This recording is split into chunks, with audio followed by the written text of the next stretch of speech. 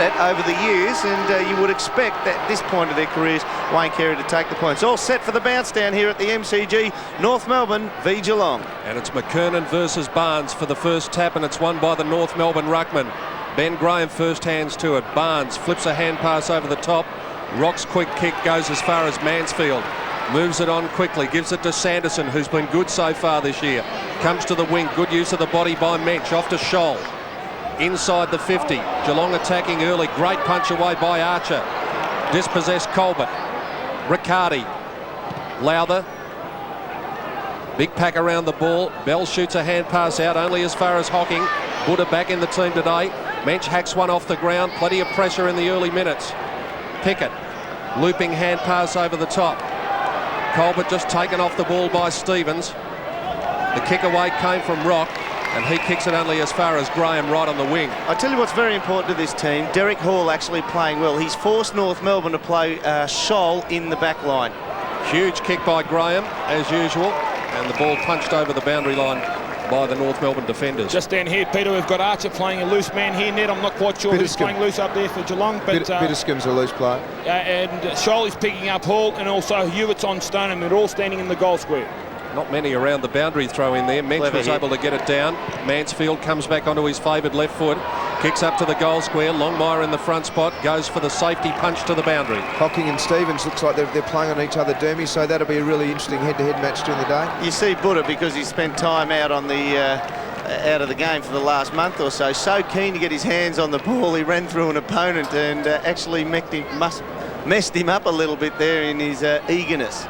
Archer taps it down to Rock, who's collected 3 possessions in the early minutes. Yeah, but the problem with him, Peter, is he hasn't looked every time he's got the ball, and therefore caused a turnover. And he's given it straight to Craig Bitterscombe here. Rising Star nomination a couple of years ago. Spink signalling long for it. We saw this last week, North Melbourne zoning up really well. Playing in his 7th game this year. He kicks towards Spinks, who has the run at it. Archer came to the front, Burns at the back, should get the first goal. Gives it off to Raleigh. Raleigh couldn't handle the ball, he was laying over the top of it. Hall just unable to break clear of the pack. That was a great tackle from Abraham on Burns then, and Hewitt's going to have to watch Burns, particularly at the front and square type situations. Have a look at this, the congestion in the Geelong forward zone. North Melbourne pushed back in there, so have a look at how many players are in the other end of the ground. We saw plenty of that last week at Optus Oval. There's the long clearing kick by Archer, lands at the feet of Mansfield and Shannon Grant and dribbles over the boundary line, and Andrew Coates comes in and says that was a free kick to Grant. Carey just managed to keep it in, did he? Yes. Yep. Off to Chandler, off to Stevens on his right foot, hits Welsh on the chest at 48 metres. Well, Welsh just turned around and saw the ball, fired the ball a lot earlier than Sanderson, and picked it up, and it dropped short and took the mark. But interesting then, again, everyone floating back and filling up the forward line. But North Melbourne did that extremely well last week. Disappointing how Carlton handled it. Hopefully Geelong do a better job. Welsh kicks from 55. That's just a set kick to the top of the square. Carey, one-handed. Lowther, impressive young player. Off to Buddha Hocking, the 4-time best and fairest, towards the run of Mensch, one of the Cats most improved in 98. His little kick away, really didn't have a teammate there to kick it to, and North have the numbers. Slapped away by Blakey towards the boundary line, and it dribbles over just before Colbert can keep it in. Dermot, that's an interesting matchup. Blakey's playing on Mensch, giving away some inches. Well, I think they're really been stretched in their matchups, at least anyway at this point in time. Time will tell whether they're going to be stretched with ability, but their height in the forward line, Geelong, has created North Melbourne to make some unconventional moves. Barnes looped one over the top, taken by Bitterscombe on the run. Floating kick goes to the back of the pack, and the diving mark is taken by Scholl. Moves it on to McCartney inside the centre square. Welsh gave it to Harvey, who was hot, got it back to Welsh. Up to the 50, over the head of Carey and McGrath. One for the speedsters. Abraham is certainly one of those. The youngster Raleigh just paddles it towards the boundary line and finds it. Well done by the young fellow. Did well then. And McGrath's amazingly deceptively strong, just the way he's held his body and got on the right side of Carey and just forced him around. It's a great test for a player. Saw it last week, Savani with Carey. There's not too many in the league that can do it. Some interesting matchups. Also, Colbert's going with Little Rock. So blood rule here, Ned. Yep, really he's come off. Now this will be important for them to match up. Who's gone to him? Which has been looks like Graham's gone straight to Carey just to hold the fort for a bit. But Rock and Colbert are on each other. Now Colbert's got extremely his height's a lot taller than Rock. So obviously he's got to try and push in and perhaps become a bit of a tall option to kick some goals. That's a nasty one to McGrath because they tend to bleed a bit. And Melbourne coming on to replace him. He's going forward, so somebody else from the forward line is logically going to push up there. David Mensch will go back. He's running through the wing now to go and pick up a man. Both Geelong's gone back line. Dermot, just on David King there, he's not actually playing the back line, he's playing more forward role today. Yeah, look, he's sort of wafting around through the middle of the ground, isn't he? Playing forward, but coming up to the wing, trying to lose his opponent and willing to run forward. Touchdown came actually from Corrigan. This is a trend of footy these days, Dermot, that the ruckman quite often will not contest boundary throw-ins. Yeah, they actually pull away, don't they, halves? You're a man at a league club, you get the ruckman pull away from the bounce down or the boundary line throw in and let two part-timers go at it. Yeah, they try and get a mismatch in height and hope that they're going to dictate the throw-in. 2-1 on Carey, and Mensch did well then. Got to the front. Umpire's going to bring this ball back, Andrew Coates, and tell Mensch to kick over his mark. Could be a bit of a danger if you go 2-on-1 on Wayne Carey all the time. Obviously, that logically leaves one person running around by themselves, and that can be a danger, although Wayne Carey can still get it occasionally in the 2-on-1 situation. Mensch does kick over his mark this time. Got it to Melbourne. Very good hands to Burns. Hand pass a bit hot for Corrigan, so Burns went back and got it himself. On his left foot, kicks to an open forward line, and Sanderson marks on the 50. And he's got a man running in shoal if he wants to use him. Heads into the pocket instead, and Spinks takes the mark as Grant Vernon dives to avoid the advancing football. He worked hard, Sanderson, from the half-back pocket, from the back pocket, and a beautiful kick, Dermy. Also, the fact that Scholl was willing to run down the other side, that drew big Johnny Longmire towards that play, and that's why Spinks just went directly to the opposite side of the ground, because he knew Longmire was looking at the running player coming towards him. Longmire was trying to hedge his bets, thinking the kick was going to go to Scholl, and he just went out the other side. Brett Spinks, pretty easy mark in the end. Graham back on too. McGrath. Sorry. Yeah, Melbourne off net. Here's Brett Spinks. He's kicked 18 goals this year, averaging 3 a game. Kicks from 45 metres. It's close. Just over the top of the post. Yeah, Barry Stunham tried to bluff the goal umpire there by clapping to say as if it was a goal. And here we go, King's kicking out here, and he does play on a lot of the time. You just can see what he does. That's what faces him. He comes pretty well up the middle. Dangerous kick, but North had 2 options there, and Shannon Grant takes the mark. He goes to the great southern stand side. Rock finds a target in Chandler. Chandler's short kick. McKernan in the middle of 3 cats.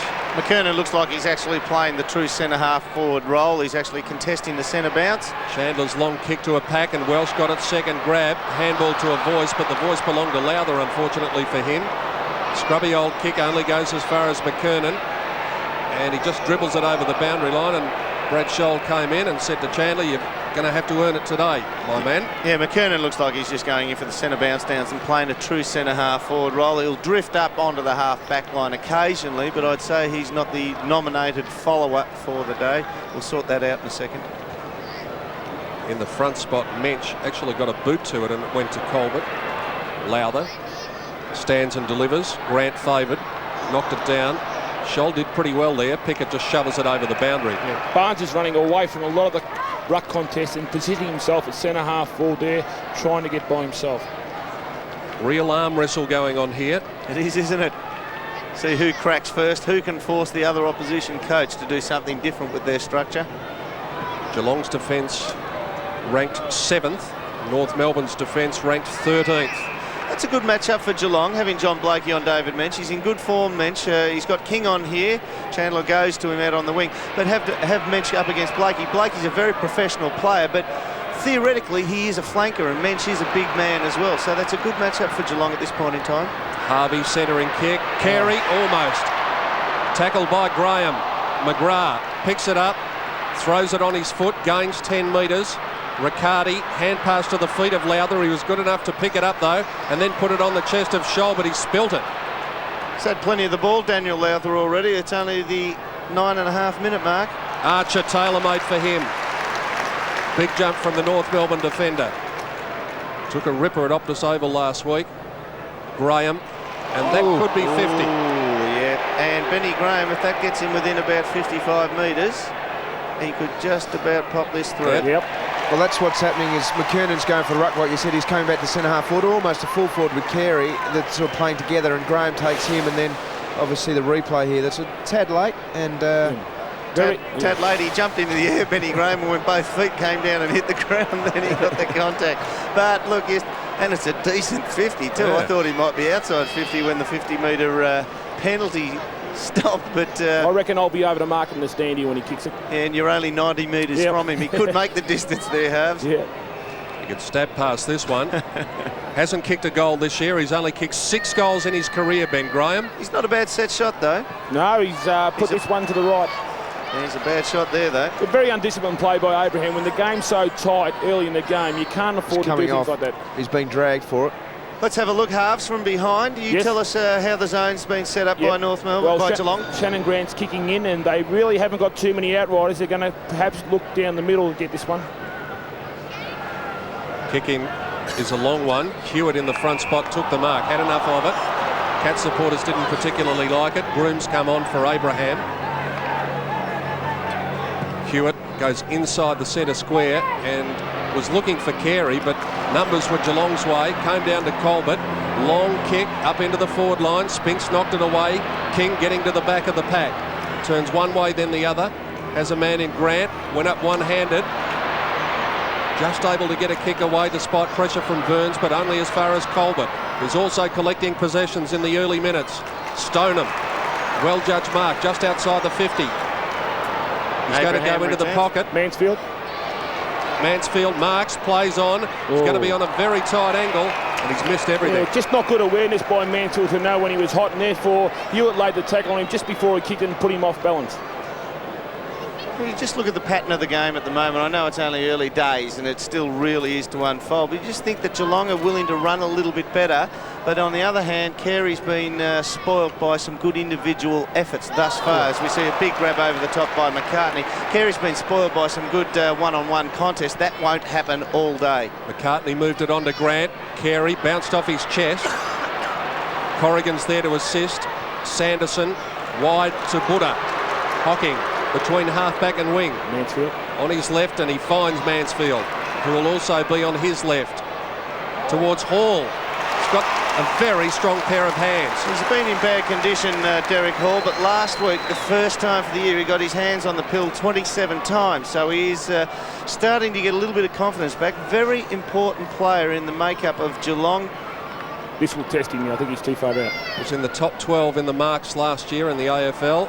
There's a decent old shove in the back, right in front of the umpire. He said play on. North might be able to clear it. Harvey showed plenty of courage there, diving at the feet of Big Mensch. Pickett comes away towards the wing. Now it's a foot race taken by Sanderson.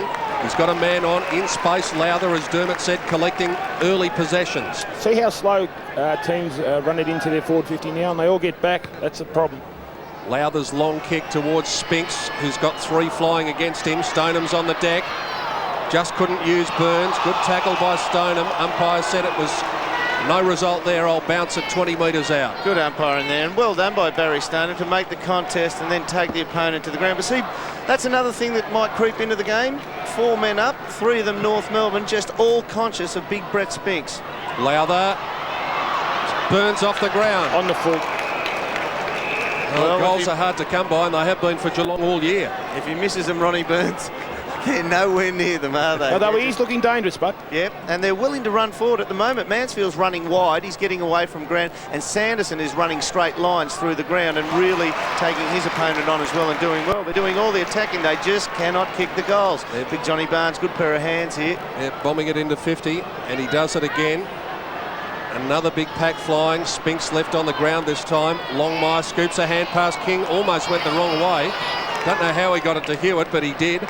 Comes towards the centre square. Carey and McGrath having a great battle. This time the North skipper takes it. Moves onto his left foot. Who's going to be favoured by the bounce? Sanderson was the answer. Over to Corrigan. Corrigan to Colbert, just on the defensive edge of the centre square. Good running by Sanderson, but he won't get to it. King will. And if he picks it up, he'll have a gallop. Well, I tell you what, if he had picked it up and looked straight up, he was in trouble with the oncoming man if he wanted to drop the shoulder. It's just as well the ball stayed on the deck and rolled away from him. Isn't it interesting? You're watching McGrath wrestle with Carey. He spends so much energy trying to get in front, but then the recovery of Carey is so good that he always gets that second effort, which is why he's such a great player. He's got a good burst from that wrestling area. His first burst, his 2 or 3 paces are just exceptional, aren't they? We see a bit of a change here. McCartney going back onto Barry Stoneham at full forward now, and Hewitt coming out to a half-back role. He has to pick up Barnes, doing it. Look at Hocking trying to charge his way through the middle of the pack. Blakey off to Bell, didn't do him any favours with the handball. Hocking chips a kick to Colbert. He can come back inside if he wants to. Now he's going to play on. Kicks towards the goals. Not a bad effort. That's a ripper from there by Lee Colbert. First game of the match. Fantastic stuff, wasn't it? And on the wrong side for a right footy, yet he was able to put it through. Well, you see the numbers at the ball around the centre of the ground. North Melbourne, you know, they are good players that are drilled exceptionally well. They do get to the ball most occasions first. We see they just let the ball spill away because of weight of numbers there. Geelong are just outnumbering them in the centre of the ground at the moment, even though they've only kicked 1 goal to North Melbourne's no score, 1 goal to 8. It just seems like Geelong are about a 3 or 4 goal better team at the moment. They're just getting numbers around the centre. Hocking's vision's exceptionally good, isn't it? Just that it can break sides up. We saw last week Carlton not looking for that loose man, and that was the loose man then in Colbert. Good play. Colbert kicked his 2nd goal of the year. Geelong, as we saw before, averaging 75 points a game, and the way this game has started, that might be a winning score today. Hocking just left it behind. Lowther in on the bottom of the pack. Abraham manages to get his toe to the ball. There's Colbert again. Comes backwards to Barnes. Little fella trying to barge through Harvey. Heading out towards the boundary line, Corrigan. It sits up though. Stevens just paddles it cleverly. Oh, good pressure from the Geelong defence though. Raleigh did very well. You can tell he's the kind of bloke that Gary Ayres would love. Let's take a look at the top 5 possession getters. Daniel Lowther, 6 possessions. Colbert, 6. Both of those boys playing on the ball. Sanderson off the half-back line, 5. And Hocking, he's the 3rd string of the on-ballers as well with 5 possessions. So that's the way they're winning at the moment. Bell might have been taken high. All wrapped up here. Raleigh playing in just his 5th game. Let's go to Brian Waldron on the boundary line for a comment. Yes, Pete. Dennis Pagan brought Scotty Welsh off and had a few stern words. Interesting now, Welsh has been pushed right back to the goal line and taken Sanderson with him to try to take him out of the play. He's damaging Sanderson, isn't he? He's probably just about Geelong's best player this year, the most consistent boy in the club. He's just willing to run through the lines. Barnes appeared to be held long after he disposed of the footy. Hocking used it well again. Riccardi was hot though. Bell got him. Umpire said holding the ball. And they're all calling for 50. And it's going to be. Yeah, there was a little handball given out by Geelong trying to make out they didn't hear the whistle. The umpire was awake up to it and said no way here. See Mets there, just flick it over the top, trying to waste a bit of time, give his backs a chance to man up and let maybe 1 or 2 spare players get down there and crowd it. Peter Bell, who's been terrific for the Kangaroos since playing 2 games at Fremantle, has the most handballs for North this year, and he's played all 10 games, one of 12 players to do so. Ned, when you kick a goal and the ball has to go through the goals while it's dropping steeply, and for Peter Bell, you would say that if he's kicking about 48, it's a different kettle of fish to when you get it going through at post height. Yeah, and the numbers have now dropped back with Barnes and the tools and Graham, so it's tested. It's a lovely kick. Beautiful kick. Beautiful. First goal to the Kangas. Mate, that was still going up as it went through. So good kick for the. I mean, he was prolific goal kicker last week for the boys, and he does it well, Belly. Does a really good job and runs in hard. And see here, just probably the wrong option for Buddha there, coming back inside where a lot of traffic was, and just try to break the tackle. It was just a yardage thing then, wasn't it? He should have thrown it on the boot and perhaps just scrounged up as much yardage as he could. Well, they're just first game back in, just trying to make something, create something, but positive error, even though it was an error. Interesting observation there. Peter Bell's wearing the only player to wear a black armband. He is too. There's the bounce. Barnes timed his jump to perfection, and Hocking ran straight onto it, kicked it inside the 50. Well gathered by Hall, snaps on his left to a vacant goal square. Which way will it bounce? The correct way. That's a goal to the Cats. Well, I don't know what Johnny Longwire was doing then. I thought He perhaps thought it was going through the points and therefore hesitated, and by that time it had already gone through. Derby, amazing this tap in. You watch from behind the goals, you could that's a beautiful set play, and I can see it right down the ground. And really, all the other players thought that he was going to go left hand down, Pull but it to his left pulled hip, it to his right. It's fantastic. But watch John Longmire here. Hesitates and misses it. The big horse. We'll ask him about that one a little bit later on, but you're right there, Ned. That was copybook ruck work by Johnny Barnes. A great bounce for Derek Hall, and Geelong has its second goal. Harvey taps it cleverly backwards to Blakey. Heads towards the attacking edge of the centre square, punched away and very well done by Mansfield. Stevens throws it on his left foot. Sanderson, without hesitation, meeting the ball. Rock, he's got a bit of time, snaps it towards 20 metres from goal, and Riccardi uses the run of Graham, and look at Buddha. Does this well, Buddha. Switch to the other side, he's all free. Scholl's further afield, he signals him to run with the ball, carry it. Left foot kick, Longmire in front of Spinks. Bats it away. Who's going to swoop on it here? Well, North Melbourne have to have the numbers because they didn't out the other side of the ground. Scholl, well done off the ground by Harvey. Ball just sits up for him too. Clever play, pushed his opponent off to gather the ball. Runs away from Ronnie Burns, and that's very good defence by the jockey-sized Harvey. I thought Burns could have been a bit more ferocious at the ball then. Yeah, he just stood up and tried to get close to Harvey then when tackling, whereas he should have just gone at the hips underneath the outstretched fending arm. Cats have the upper hand over the Kangaroos in the 90. They've played 16 times. Geelong has won 10. Look at Rock. Swoop on the boundary tap. Centering kick. Riccardi, strong hands. Marks it. Runs. Long left foot kick up towards Hall, who's in the front spot. And he outmarks Archer. And not only that, he's very quick, and I think he's got a yard on Archer. Into the hole. And that's a good kick. And very good running by Riccardi, who's run right down from half back. Now, that's where Peter Riccardi was very good 2 years ago, and he earned state representation by the fact that you can plot how long he runs, but unless it's going basically from goals to goals, he's pretty well useless. He just runs around, not useless, but he runs around the back of somebody who's taken a mark, and he gets the easy handball and just kicks it up. But if he's prepared to run 100 metres on each play, he is one of the hardest men in the league to match up. Hence his shot on goals here, which he nails from about 45 metres out, and that's what he has to do, be rewarded for hard running, and hardly anybody in the league stays with him. Interesting, Dermot, when he did actually run from the wing there, Chandler actually got caught out and actually asked Shannon Grant to pick him up. Now Shannon Grant didn't pick him up, so Chandler's very upset with young Grant at the moment. Well, you've got a man apiece, and if you're letting him run off, you take the brunt. We've got a change here for North Melbourne. Anthony Stevens coming back on. Didn't even see him come off. He must have just copped a little bit of instructional advice from Dennis Pagan. Colbert now getting picked up by Blakey, and Rock's got Bitterscombe, or Bitterscombe's got Rock. They're giving the matchup department of North Melbourne a few headaches at the moment, aren't they? Peter Bell in the middle. Mansfield took him out of the contest, picked up by Raleigh, but he's immediately wrapped up. Geelong's been outscored 19-23 to 31-27 in the first quarter so far this year, Ned. And Hoggings had 8 possessions with Stevens off, so obviously he's going to have to play him pretty tight. Mench's kick ricochets off an opponent. He's going to get another one here. Fortuitously went to Mansfield, and here he comes again, as Ned said. Buddha on his left foot. High kick towards the top of the square. Hall is favoured. He's in the front spot. Scholl on the deck. Knocks it on cleverly. Archer. Great tackle by Barnes. The umpire said it was high. And Archer's given Barnes a little bit of a tap there, but it's only a friendly tap, Dermot. We know that's all about, don't we? Oh, halves you do. I used to wear them from you. Thought he was going to play a free kick there, but the boundary umpire will do his thing. Bounces straight back to Scholl. Long clearing kick into space. It's a race now between Hocking and Stevens. Stood up at its point. Riccardi was there to do the mopping up. Second man. Not a good kick.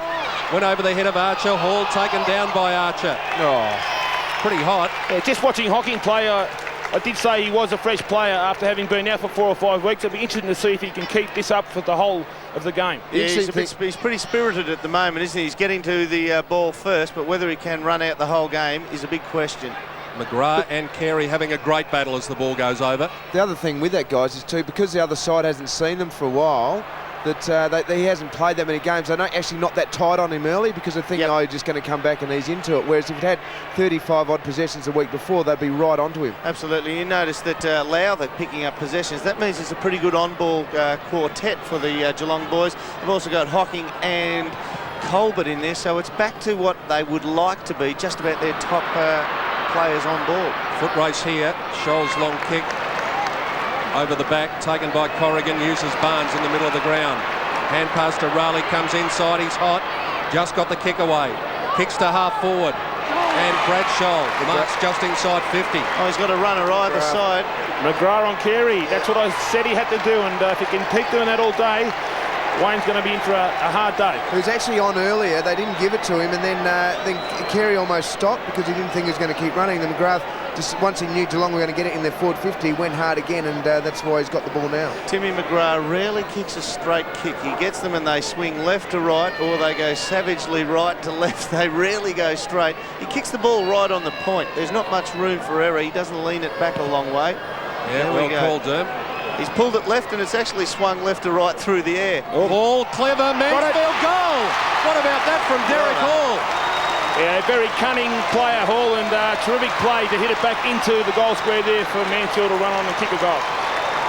Well, that was pretty well done, wasn't it? I mean, that was a lost cause, and North Melbourne must have breathed a sigh of relief as the ball went close to the line, and they just said to themselves, well, that's just about it. And it comes back in, made something out of nothing there, so well done to Derek Hall, always thinking there. Set up the spike almost, didn't he, Pete? Yeah, like a volleyball spike. Hewitt's now playing full forward. Sanderson loose across defence, so that could be damaging for North Melbourne. Who they got loose down there, halves? Sorry, Ned, what was that? No, Grant's coming around. Grant's coming around to pick up or plant Sanderson. Sanderson will pick him up. McKernan's down in the middle of the ground, slow to get up, and he's signalling to the bench. He's hurt his hand. Yeah, dislocated finger, looks like. Carey's taken the mark just inside the 50. Finger facing the other way there. That looks good. I can see it in the glasses. Not a pretty sight. Oh, yes. At least he's not crying like some players, Ned. What? Let's keep going. Carey, no troubles with the distance here. Will kick from 50, a vitally needed goal for North Melbourne, and he makes no mistake. He's just going now. Hewitt's going to go in the middle because McKernan's gone off with that dissipated finger, and Sanderson's still loose. But great goal by Carey. I mean, we know that's typical stuff for him outside 50 metres. He's just going to bang it. Landed on his hands there by the look of it. Yeah, just bent back the other way a little bit. And Corey, if that's the first one you've got, son, you've got a lot more of them to come in a league career, my good man. Bad luck, though. That'll create a little bit of a... people, it's not that... Nah, I mean, it looks a lot worse than it is, and I tell you what, there's not too many ex-league players who don't have about 5 or 6 knuckles that are bulbous courtesy of that type of action. North has only been behind twice at quarter time this season, and they've lost both of them. Harvey taken off the footy. Groom on it full forward here. He'll take the kick alongside the centre ring. Heads into the 50. Carey at the back. Third man up. And how many times have we seen him do that? He just lost his opponent, McGrath, in the traffic of the intended mark, didn't he? Snuck around the back of it, really didn't have body contact with anybody once McGrath was, I suppose, too deep away from him because of the ensuing bodies in the pack. Gary Ayres will not be happy with this little period of time, especially if Carey can kick his second goal in a minute. Yep. Which he does. It back. But yeah, it was a good call there, Dermy. McGrath sort of went with him, had his body, but then and someone else got in between him, and then Carey just leapt with the ball, and third man up, and it's a trade book stuff again, where he comes up and marks on his chest basically, and slotted that one through to see McKernan running around. He's going into the change rooms, which is interesting. I'm not quite sure if Timmy McGrath should have run down the ground, because that's instigated 2 goals from Wayne Carey. Yeah, the one thing though is that, I mean, against a man like Carey, both of you blokes have played on him at some stage, you do have to get low. You have to set your feet in concrete when you go to push and shove. And I reckon when he got to the contest there, McGrath was almost thinking, I'll set myself down to push and shove, and Carey just kept running around the back of that marking duel. Buddha Hocking in the middle again with a long left foot clearing kick. Bounces on its point, taken by Longmire. His scrubby old kick. Clean bowled Stevens. Rock is at the back. Lowther sweating on him, and the pressure made him miss the target. Hocking, Stoneham. Flips one over to the run of Mensch. Mensch looks for a lead. Hall's advancing. Carriage shown by Longmire going back with the fly. laying off your man is very important when you're playing the back line. Archer between wing and half back. Left foot kick let him down. Abraham didn't though. Look at the skill of this man. He kicked 3 goals last week. 2 bounces. Turns his man inside out. And then the kick let him down. Well taken by Bell. Simpson. Quick snap towards the top of the square. And the ball is punched away from Sanderson by Welsh. And a boundary throw in to result. Well done, Geelong then. They really played their men in front, didn't get sucked in to go to the man with the ball, and made sure they stayed on their man. Which Scotty Welsh was free for quite some time there, and Abraham couldn't see him, Ned. Yep. Marks 24-17 in Geelong's favour. Quick hands then, terrific play. Cats defence able to just bring it away. And the ball spills over the boundary line just in front of Colbert and Blakey. There's the top 5. Well, Gary Hocking, top possession getter. Now you wouldn't think he's going to end up with 40 for the match by any means. That'll decrease as the game wears on. He's bound to run out of a bit of steam, but what a great effort. 10 possessions first quarter as we see quarter time come up. North Melbourne trailing the Geelong Footy Club. Geelong 4-2-26. North Melbourne 3 goals straight, 18 points For you. all right, so it might have been a little bit more than we had suspected, so good luck to Corey. Let's hope they set that right. Well, he wasn't at the quarter time huddle, Doom, so he's still in the rooms. And here's the opening tap down of the second quarter, and Hewitt did his own roving. He's got a big job to do now with McKernan off the ground, coming forward and meeting it without hesitation as Groom. Yeah, just read it better, Peter, than Graham and also Sanderson there, and got a yard on them and therefore got the mark. Crowd might build up a bit here, Doom, because we've just had news from across the road at Olympic Park that Melbourne Storm has just scraped in against the Gold Coast in the rugby league match, 62 points to 6. Oh my God. That's a 300-point margin in Australian rules, isn't it? It'll be closer here. Groom's kick off to the right and dribbles over for a behind. Scotty Welsh just unable to complete the mark. He's got a bit of talent, young Scotty Welsh. Halves in that first quarter, just thought that the Geelong matchups, well, it worked against North Melbourne. They just found themselves stretched in a few areas. Yeah, just little things like Scholl playing on King and those sort of men playing up the ground just worried North Melbourne a little bit. Graham kicking short. It's got the outriders on the boundary line and therefore finds it. Chance here for Corrigan, and a free kick going to Raleigh. He was incorrectly dealt with. Buddha was away in the middle of the ground, but it will come back to Raleigh. Playing in his 5th game today. He goes short as well and finds McGrath.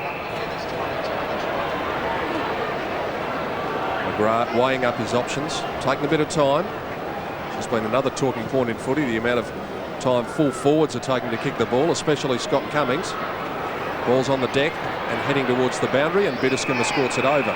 Didn't quite gather that in, Daniel Lowry, but he read that exceptionally well, just to be the front of the fall of the ball when the ball was being pushed out towards the boundary. That's the shirt front of the player who was contesting it. He got right in front and centre. Stevens getting through the pack. Quick kick away, just heads towards the boundary line, and as it goes over Doom, we should welcome our very special friends through cable television in the United States of America watching this game through Sports AFL in Australia at the home of footy, the Melbourne Cricket Ground. Gee, we're big, Dermy. You are huge. We saw the head-to-head there between Anthony Stevens and Gary Hocking. Hocking having the better at the moment. Pickett's kick smothered. Burns runs onto it. The opportunist turns inside out, gives it off to Biddiscombe. Kicks across his body into the 50. Hall fell over. Didn't fall over with a few legs tangled. Oh, Archer comes barging through. Might have got one high. Did pretty well. King's kick partially smothered. Cruel bounce. Ends with Hewitt on the logo. Taps it to Pickett. Gathers it cleverly. Ball spilled free in the tackle. Grant Vernon said play on. Riccardi. Mensch. Colbert. Looks for a target. Heads towards Hocking. Didn't mark it, but he'll kick the goal anyway. Now that's smart play. We were very critical last week of the way Carlton didn't look for the loose man. Now the option then, Spinks had let out. It was a 50-50 contest to the other side of the ground, but the vision of Colbert basically and the hard work of Buddha to run through the middle, this fantastic tackle there that turned the ball over, meant that there was always going to be a loose man. And Carlton, we saw last week against North Melbourne, really didn't look for that option, and that's the way you can carve up a side, is just by looking for those loose guys that have worked really extremely hard to get to that position. And you see when he's kicked that goal then, his opponent Stevens wasn't in shot. John Blakey standing next to him at the centre bounce, and I don't know if he's been given the job to tag. He may well have. just after that goal. But that certainly disrupts the opposition if Anthony Stevens can't play his natural game. Vincercia puts it down in the middle. Hocking and Stevens come together. Kick away, finds Harvey. Squeeze to kick out towards half forward. Leading in the race is McGrath, just paddles it down in front of Groom. Might have got contact from behind and Groom might have scooped it up to Rock. Dispossessed. Carey, the North Melbourne captain. Barnes, Bitterscombe, well done. Numbers at the ball, Geelong. They just took that away because they had superior numbers. McGrath out on the lead. Finds Mensch, but Mensch dropped what he should have taken. Got it on though. Brad Scholl. His kick hugging the boundary line. Which way will it bounce? Towards the boundary line and over about 5 metres around from the goal. Did well then, just kept forcing the way. I mean, Mensch really has improved his game this year immensely. His recovery, I think he's a lot fitter. We've said that last time. So he's limping a little bit at the moment, but worked hard on his second effort, which is terrific. The other thing with Buddha Hawkins, the fact is he has had a broken thumb. He's still been able to do all the running, so really he won't have been lacking any fitness. Look at this, Ned. Sorry to interrupt. Just have a look at this. 7 players around the ball here. So the smallest pack around a boundary line throw-in ever. Here comes Ronnie Burns. Left it behind. Back heel at a Brad Scholl. Well, that is excellently coached by Gary Ayres. That is a drill he must have gone through to drag North Melbourne's numbers away from the boundary line throw-in. Just leave room for Ronnie Burns to just weave his way through the pack. Admittedly, he didn't kick the goal in the end, but he was the creator of that situation, running onto the ball. A little bit of a daft attempt finally at the end, but just put the ball skew if. But that is exceptionally well coached by Ayres. Look at this, 1, 2, 3, 6. And there they are, 6 players around a boundary line throw-in with nobody between them and the goals. That is a situation that Ayres must have orchestrated. That is fantastic work. Romario would have been proud of that back heeler. He didn't mean it, but it still got the same result. And that was something, if they'd watched our coverage last week, we were all very critical of. And now it's up to North Melbourne if they try and do that again to actually compensate and not actually go to their man, don't follow them. Well, they get the numbers in. I had a look at the half-back line. They set up a bit of a wall, and that dragged players away. As umpire Grant Vernon is hurt in the middle of the ground. He's hurt his leg, and he's still on the ground as the ball goes into the 50, and McGrath takes a very good mark. And he's got Barnes on the transfer. Grant Vernon's still down on the ground in the middle. Barnes. He's cramped. I don't think he's cramped, mate. No, it's worse than that. Really? Mensch. Shouldn't laugh. They're bringing out the canvas screen. This will be good. We've got to get a stretcher for that. Have they got a special stretcher? Mensch. I'll worry about that in a minute. Burns. Dummies the handball. Took his man on. Look out, Ronnie. You're hot. But he got away from them. Too far. Trainers out to the umpire in the middle of the ground as play goes on. They've stopped it. Yeah, you're right, Ned. They're taking out the screen, the 22 with the silencer on it as well.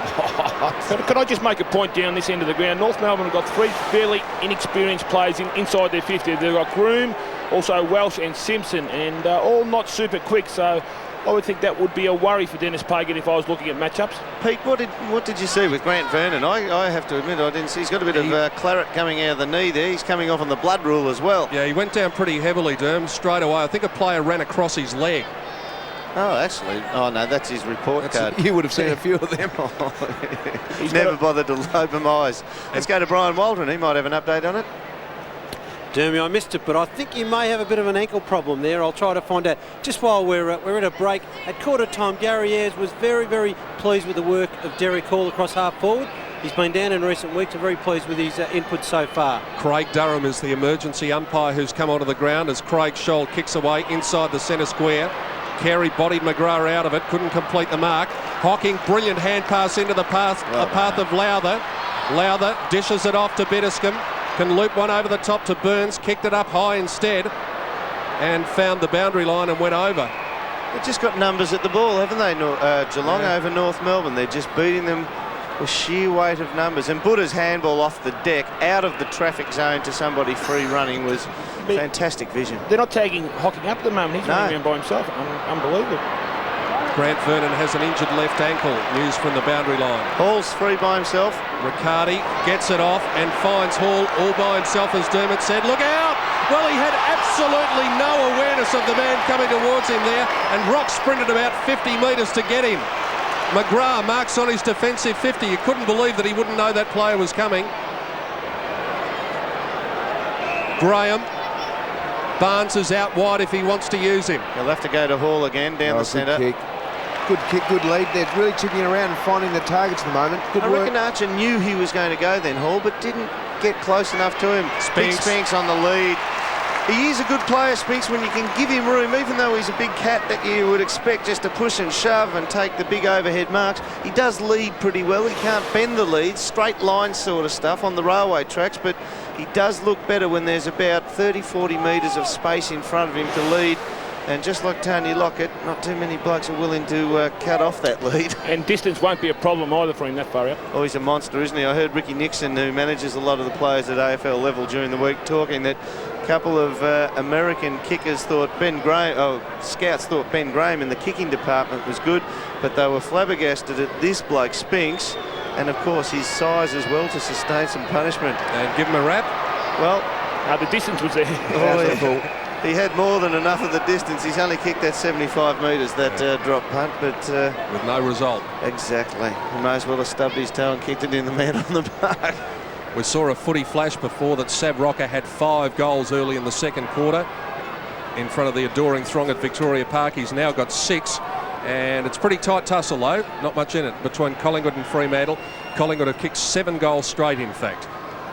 King brings it away from the back pocket, clears the 50. Huge pack, about 6 of the leapers. Bitterscombe laying on top of it, tunnel balled it, and the umpire said it's going to be a free kick. Craig Durham just on the ground. Lucky result. Go to Bitterscombe. Lucky result, that one. Not very often when a bloke dives on the ball on the ground does he get a free kick. Players a little bit smarter than that these days, just to jump it. Spinks playing from behind here, wants the ball long.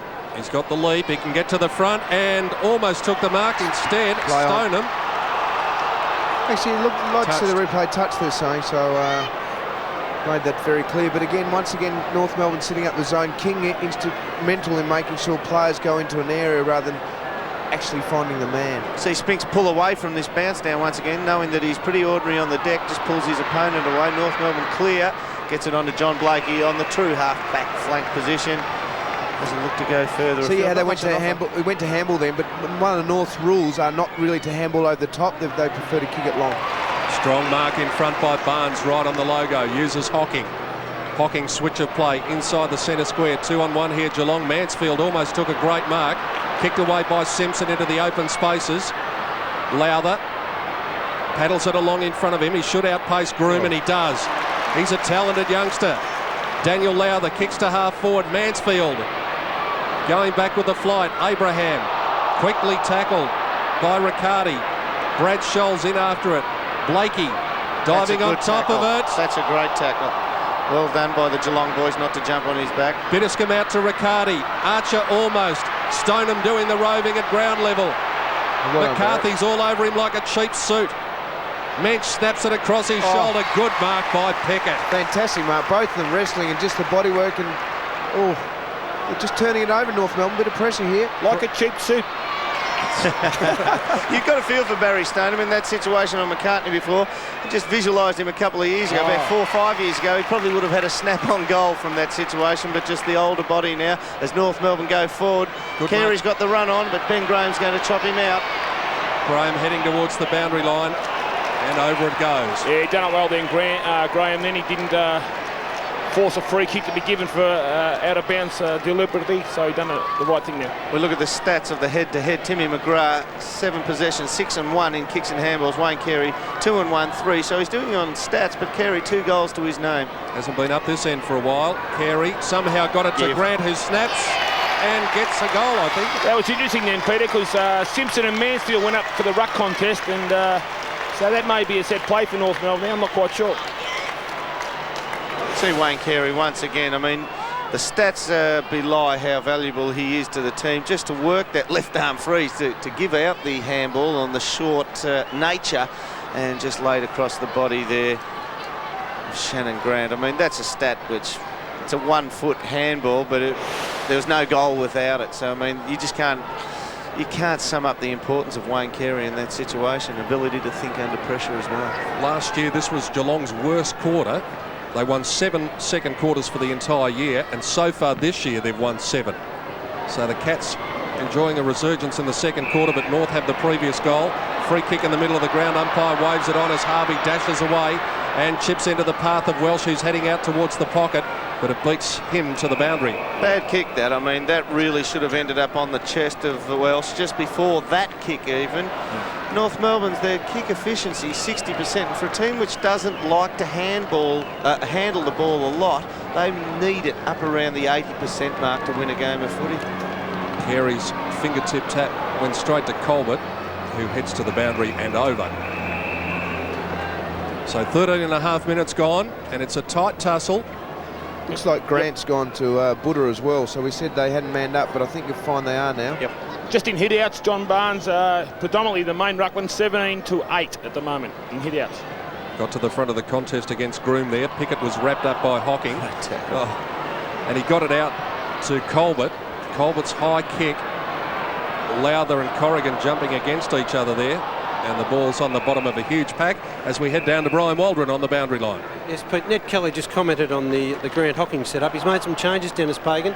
Abraham's gone on to Riccardi on the wing. Stevens having a rest with young Rahilly on him. And Grant was on Hocking when Grant kicked that goal, so that's some area Dermot Buddha's got to watch, doesn't he? Yeah, well, he's very good going one way, and he works hard on the tackles and the likes close into him, but he doesn't run that deep into the back line. Well done by Hocking, off to Corrigan. McCartney comes out. He'll be tackled. He's gone. Stoneham's got him. Play on. Advantage paid. Hocking chips one over the top, and it's marked by Spinks. Well, that's kicking range for Spinks, and well done, Barry Stoneham. He just really unforgivable for a player of his experience to let someone like McCartney lead him to the ball. He knew it. He had to make amends for it, chase him down and just dragged him down. See McCartney take off. He's just in the picture now. Wonder why he did that. He just really didn't need to take off then, had control of the ball, and it's two good great grabs to Jason, but he's just turned it over and should result in the goal to Geelong. As that champion Gary Lyon says from Melbourne when he's here on Sports AFL, you've got to have that sixth awareness, don't you? Whether to go again and dish off quickly or go back and take the kick. All your teammates leading, you know that you're in a hot position. Now let's have a look at Brett Spinks this time. That's what faces him. And I can tell you I'd fall short by about 15 metres if I was kicking that one. Let's see how he goes. From 52. Oh, that's glorious. Lovely kick. That's a goal. Damaging that when you've taken a mark half back and your next kick's towards centre half forward to a guy like Carey and Jason here. I would imagine the runner's coming out to have a chat to you. Not that he needs to, because you know you certainly made a huge mistake. And Geelong have taken 36 marks to North Melbourne's 23 to this stage of the game. They really have been stretched, North Melbourne. As we said at the opening and halves, you pointed it out that they had to make today some matchups that they normally would have liked not to have happened, like a Shoal in the back line. They've had to swap Hewitt around from back line to forward line. Groom the same. And you actually thought they might have played Archer up forward, a bit of bite up there today, but they've had to go with him on Hall. I'd suggest after half-time that you may see that move come into place. And also Hocking now sort of playing on a half-forward flank, and Danny Stevens is picking him up. Yeah, David King has just gone off and Danny Stevens on. Andrew Coates puts it down in the middle. Barnes the tap. Colbert, the left foot kick, up to the 50. Running with the flight, Riccardi took a good mark. He's going to have Stoneham on. No, he won't catch him quick enough. There was only four men for four forwards for Geelong in the forward line. He's got the short on from Big Spinks. He's made it. Too easy in the end. Ned, how did he get by himself? Actually, I missed that one. Sorry, guys. I was looking up the field to see what was going on with a couple of other matchups, and it was just hidden from me with my little bench here, and I couldn't see him what he did in the pocket, but obviously lost Johnny Longmire. He did. I was watching that. Johnny Longmire just let him get a metre, and when he found that, he knew he wasn't going to get to the contest. He just eased right off it, Johnny Longmire, and the result of how far the distance was between the two of them was perhaps worse than what Johnny could have made it by the end. David King obviously just off for a message because he's back on the ground again, and Danny Stevens is back on the bench. Now this is a pretty important kick for the Cats. Carbon copy of before, except about 5 metres closer he'll be kicking from. This would double the score. That's there. He's got it. And we've said he's really struggled the last few weeks, but the conditions haven't helped him, and he played well here against Essendon in that night game we had, and certainly getting back to a bit of touch and got a bit of space. His teammates are helping him here, really pushing up the ground, and good push forward there, Dermy. And Johnny Barnes is fantastic in the centre of the ground. 19 hit-outs to himself at the moment, so he is just all over the top of North Melbourne. They can't find a consistent centre bounce ruckman. Of course, McKernan being off the ground isn't assisting situation at all. McKernan going off the ground's really hurt off Melbourne. Warning bell sounding. Hewitt slaps it away, taken by Simpson. Hand pass didn't really find a target. Rock comes charging through, was taken off the kick by Bitterscombe. Riccardi throws it on his left foot, and they're getting these quick kicks away from the middle. Burns uses Bradshaw. He was hot. Pressure from behind, just made a miss kick. Longmire dropped what he should have taken, and Archer mops it up and forces the rush behind. Stock standard Archer there, just consistency and pushes it forward, never seems to panic. Good work there, but the big fella, Corey McKernan, is still down the rooms. We haven't seen him come around. No, yet. there he is on the bench he's back, now, he's back on the bench, is he? Because, gee, they want to get him out there if they could. Dr. Harry Unglick just having a word to him. Harry who? Harry Unglick, the North Melbourne club doctor. Thanks, Mark. He looked after me on the odd state trip. David Good King's man. kick. In what way, Dermot? Pep-up pills, mate, after a hangover after the game. Blakey on the wing. High kick to an open forward line. Couple up against Carey. Abraham for the crumbs. And he can kick it over the top if he wants to Carey. Carey will mark, play on and kick a goal. Oh, that's great vision by Abraham. He had Bell in short, but he's seen Carey over the top running towards the goal square, which was the right option, and went to him, and subsequently Carey kicked the goal. Well, we talked before about the copybook stuff that Ruckman do and Johnny Barnes. This is copybook stuff. Watch Wayne Carey. He recognised the possession is going to Winston Abraham, so he peels straight off. That's how you really hurt teams. Once you recognise a definite possession is coming up for your team, you run like a bat out of the blue. See, we go in with the flight of the ball. He's just worked like absolutely nobody else's business when he's found out that his teammate further afield won the ball to go goal side. McKernan returns to the ground. That's got to be a big plus for North Melbourne mentally on the back of that last goal. Buddha running onto the tap down, taken by Raleigh. He had it for a while. Lowther, Colbert feinted the handball, then hand passed over the top to Raleigh. Not a good one. Stevens. Overuse there by Geelong. The kick was on first off and it would have been deep in front of goal with a lot of pressure on the North Melbourne backman. Blakey's kick almost marked by Welsh. Graham squares the hand pass to Riccardi. Riccardi brings it out towards half forward. Scholl led his man under the ball, then doubled back. He'll be on his left. He chips the pass into the pocket, taken by the big fella Spinks. Across to Lowther, who steadies at 45 metres, stands and delivers and misses to the left. Good transference of play by Geelong. Derby said it before, perhaps when they were centre field there, just bombing it forward, they were trying to look for that loose man, but North had covered them all. 11 free kicks to North Melbourne and only 4 to Geelong, so quite waiting at the moment. So obviously the umpires will know that at half-time and try and square up. News out of Adelaide, Darren Jarman just up on screen, reported for striking Shane Oden. Well, that's a free kick against Hewitt. He was all over John Barnes. Barnesy to take the kick on the logo. His career was at the crossroads just a few weeks ago, but he's answered the challenge. Shown great intestinal fortitude, the Geelong veteran. 133rd game today. Kick is wide though, and not very good. Finds Bell. Bell an up and under kick to the wing. Again the leapers. Punched down by Barnes. Stevens will want to go on his left, and does. Squeezes the kick. No, out the foot. Boundary umpire said it's out, and Blakey hands it back to Barnes. On the wing goes Long. McKernan. That'll do his confidence some good. Probably had a few jabs in their finger and wouldn't be feeling too much in it at the moment. You can just see it strapped there on his left hand, but obviously took a while to get back in. Kick goes into the middle. Riccardi. Hewitt. Back to Riccardi.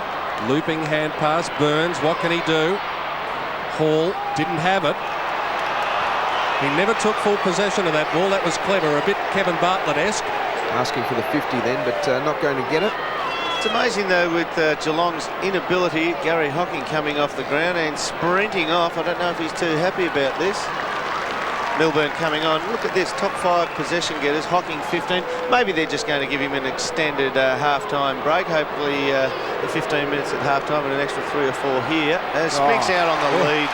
I mean, that is for Shannon Grant. You would just, if you were the coach of the opposition team, North Melbourne, you would just about say, hey, just pull out, son. I can't stand a game without having you out there for me, but look at this. And the kid keeps his eyes on it, which is a fantastic effort, but That is one big unit. It's not very good for morale if you used to pull out of that. No, I contest. know that, mate. Hypothetically, I'm speaking. It'd be better for your morale if you were a coach if you had Shannon Grant running around on the ground rather than snapped in 2 pieces. Well, he should know how to kick from this spot. He's got 2 before. He's just hooked that one, though. He just hooked it around a little bit, and it was great discipline work then by the other Geelong players. They're really keeping their forward line very open and not letting them, not lead in and stand in the area where Spinks and those guys can lead into. So it's good work by everyone at the moment. Important little period of the game here. You notice they take Spinks away from the kick in with David King, because King likes to play on, so they take Spinks away to the forward pocket. Ronnie Burns can chase him, otherwise he just play on all day long. Oh. King's kick, McKernan in the front spot, comes to the back of the pack where Bell gets it. Good gather. Quick kick. No one's in North Carey. Melbourne. He's got to have a shot for all goal. the way. He's got to have a shot for goal. No one's here. And the only ones down there were the Pigeons, and Michael Mansfield gets back. Ball bouncing away from him. Turns Hewitt inside out. Goes on his right foot. Kicks to Mensch. He can go on and does. Corrigan. Turns his man inside out. Up towards half forward. Hall on the lead. They're just doing them, aren't they, on possessions everywhere at Geelong. They're just getting numbers to the ball and they're willing to run a little bit harder. Here's Spinks again. Bell filling the hole this time. Archer taken down in a big tackle, and Vince Cercia says, no chance, I'll bounce it. Well, as they brought the ball forward, they used a lot of the short possessional game, but then when they got to that area then, there's probably a couple of options out wider. Not that you want to go wider, but it was really just a 50-50 contest straight to, or 2-on-1 with Spinks there on Archer. Well, that tackle took the ball to ground, and as we see Mark go out to North Melbourne on the just between halfback and wing.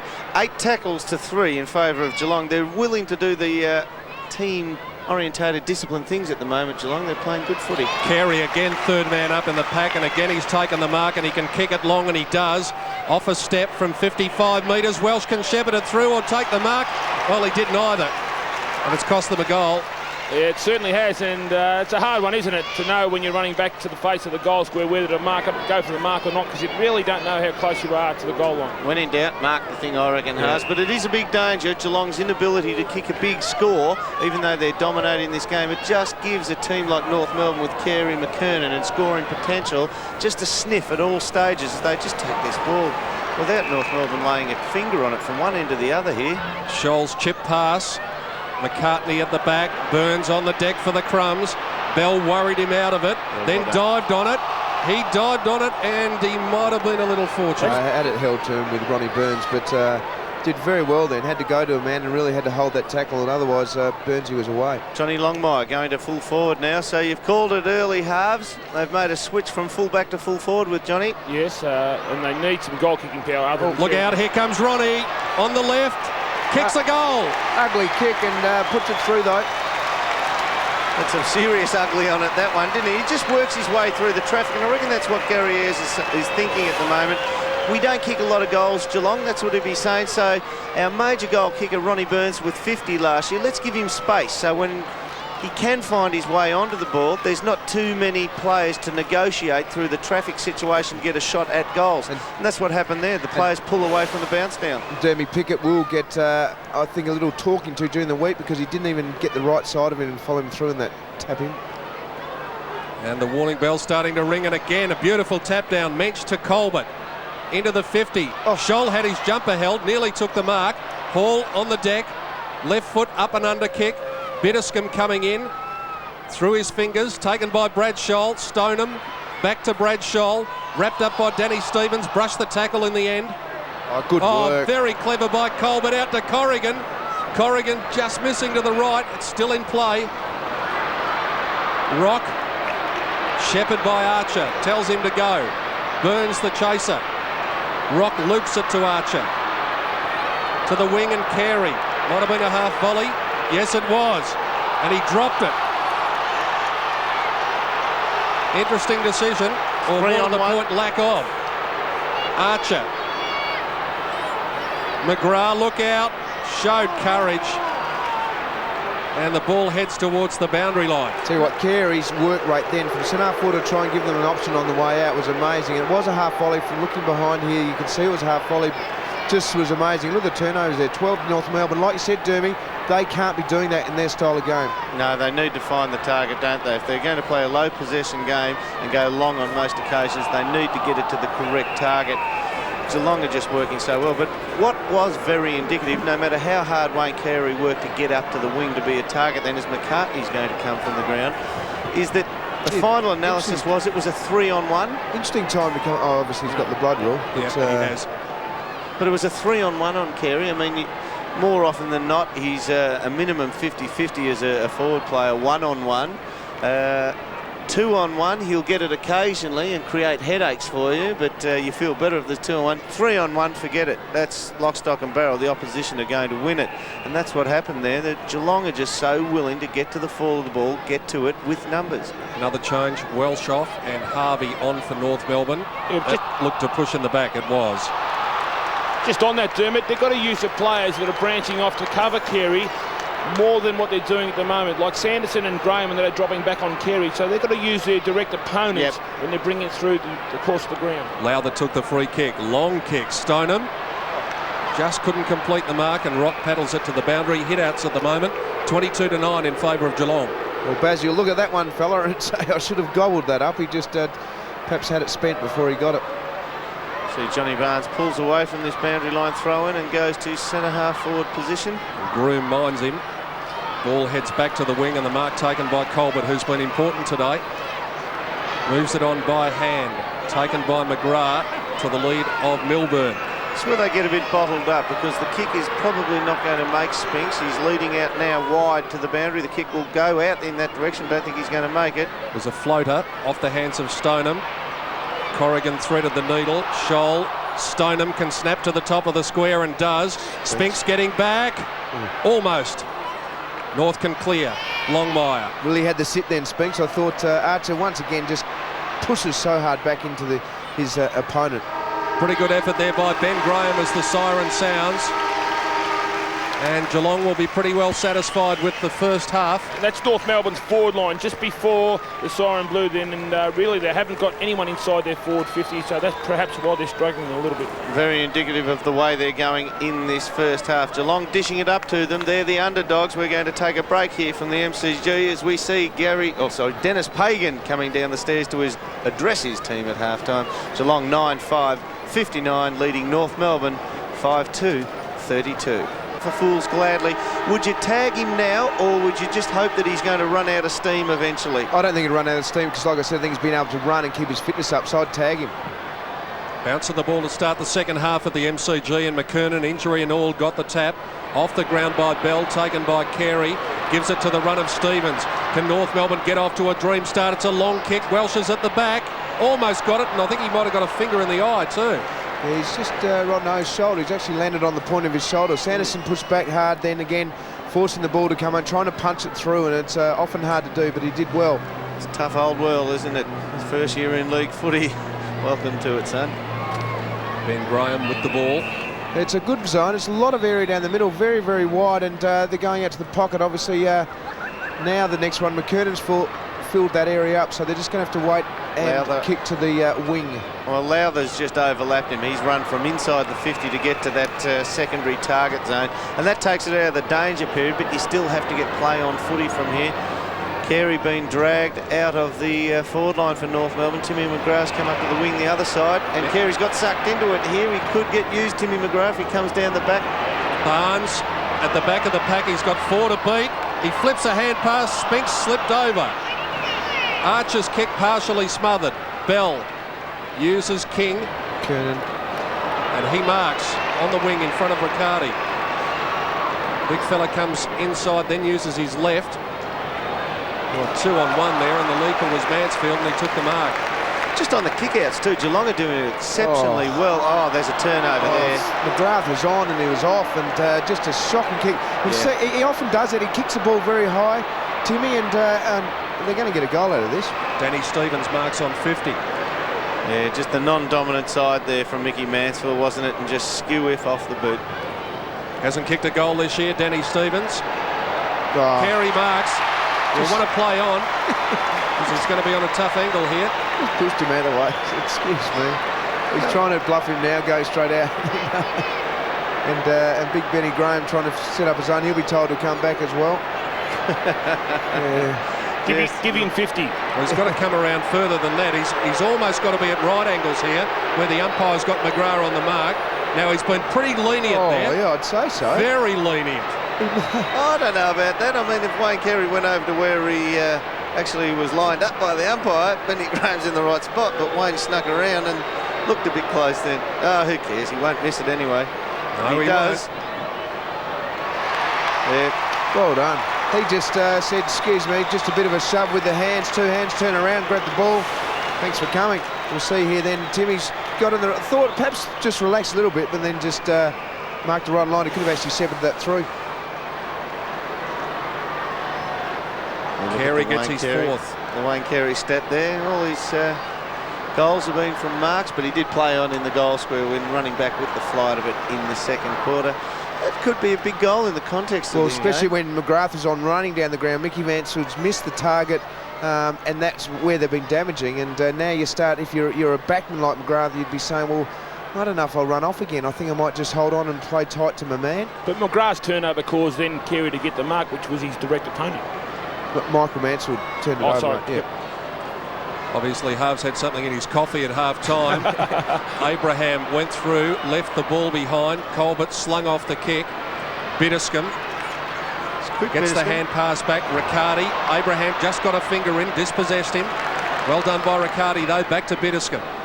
Up to the 50. Kick falls short. Bell takes the mark.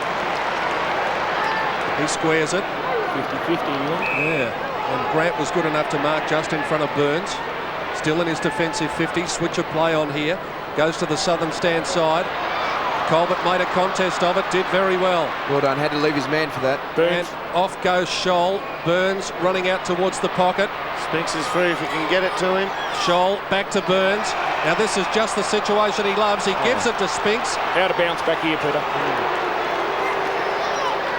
Supporters didn't like it too much. Burns is not very happy either. And here's the replay. And that was still in play, no doubt. Still in. You need the entirety of the ball to pass over the outside of the white line for it to be out. Brad Scholl absolutely buried in that tackle. Once again, Geelong at this ball up here have got only about 3 or 4 players around the ball up, which is terrific play. Again, a welcome to our friends watching on cable television in the United States at the home of football in Melbourne, the MCG. And you're watching a tight contest with Geelong with the upper hand at the moment. Pickett unloaded to King. Ball slapped down. Oh, the North Melbourne players, they all hesitated, waiting for each other to go in after the ball. At the back of the pack, Colbert almost handed it to Riccardi. On his left foot, he normally pinpoints the kick, and he does again, and Spinks marks at 45. Yeah, and Archer's now picked up Spinks, which is going to be interesting duel. Look, Archer's going to have a go at everybody. That's his nature, that's his character, but there is a limit, I reckon, with Glenn Archer to how big a play you can play him on. Spinks is 6'5". Archer's just a touch under 6 foot. Plays like he's 6'2" or 3, I know, but I mean, he's got to be giving away 25 kilograms here to this fella. Just watching David King down here now. He had an ankle injury not long ago, and he appears to be limping quite a bit. So just monitor that. Well, distance won't be a problem for Spinks, but the accuracy could be. If he gives it a bit of lead, he was hooking them from right to left down the other end. It should come back. Not a bad kick. Great kick. The big fella's got his third. Jamie, that's important to Riccardi, isn't he? Coming off that wing, that standard left foot, swinging around, and very seldom does he miss, and they all go over to him. But he's not actually wearing the shorts. He's only been wearing those long undershorts that for his hammies. Terrific goal. Just interesting with Spinks. He does lead quite wide, doesn't he? And not frightened to have a shot from that wide angle, and usually does convert. Just went to the tail of the tape there, Pete, and Glenn Archer's giving away 12 kilos and 12 centimetres, and I tend to think that if he's only given away 12 kilos, Brett Spinks should put the other foot on the scales as well. Quick kick by Hocking. Here goes King, and he does what he loves to do. With that bad ankle. Splits the pack, goes over the top to Abraham. He loves to run. He's at 50. Can he get the quick answering goal? No, just misses to the right. And good pressure there by Rahali. and really kept it up, because he could have run away with it, and the news there forced him to perhaps turn it over. Here we see again this very wide zone. It's not, Dermot, see how the North Melbourne halfbacks push up to the centre line there at the zone? Yeah, but the one thing, it's only the 4th point for North Melbourne, but Geelong have cleared it every time. They've got the secondary possession onto the centre wing every time, the last 3 occasions, so be interesting to see how they go on this one. Oh, there's the blood rule coming off. McCartney's coming off. Yep. So they've done pretty well on the previous 3 occasions, Geelong. Whether they can do it 4 times in a row, North Melbourne are a pretty smart team. But your right halves, they're spreading the zone wide, so they're exposed up the middle, aren't they? Yep. But Carey then told McKernan to not go out so wide, brought him back inside the square. You see on the left there, just on the left corner of the square. Yep. He was outside that, and Carey told him to come in, so probably fixing up that centre zone area. Ben Graham comes short this time, into the pocket. Applied on here. Rally Good play. Well, bad kick. to a contest on the wing. Fist away by Carey, finds the boundary line. Mentioned made good space, but didn't put the kick in front of him. I think that's important with Benny Graham. Once every 3 or 4, he has to go very short.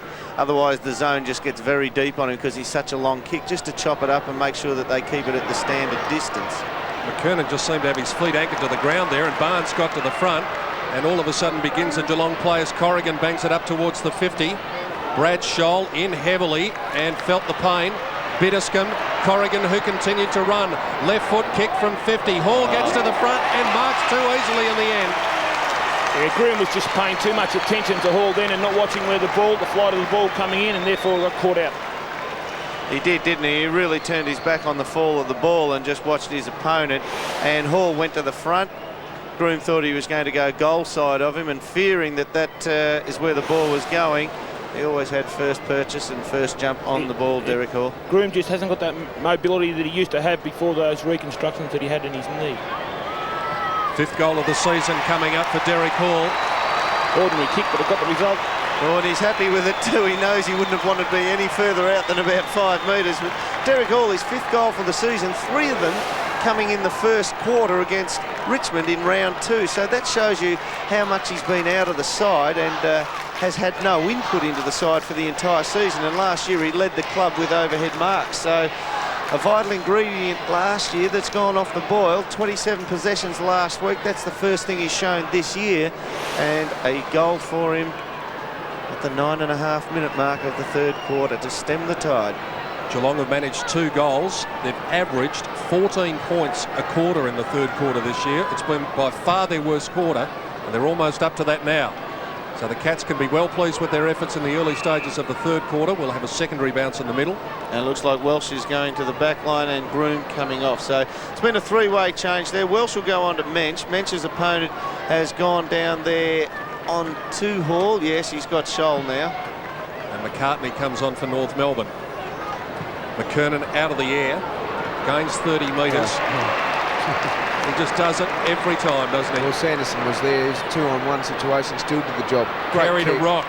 Great kick. Rocky moving down and just waiting the ball over the top of him. And that, people at home, it's a very hard kick just to get it enough air and keep it low, so it hasn't got time for the player to get back and stick the ball up, so to speak, so he can get back and spoil. But terrific kick. You got a target zone to hit in that situation of about 1 square metre, haven't you?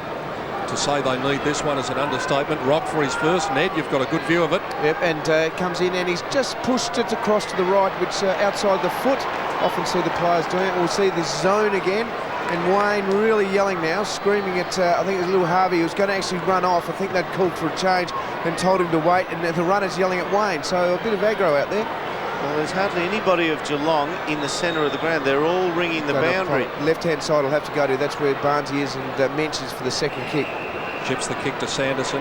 Mansfield didn't know what to do with it. Did it cleverly in the end. Found his left to the wing. Barnes and Mensch. Barnes, well judged. Uses the run of Burns.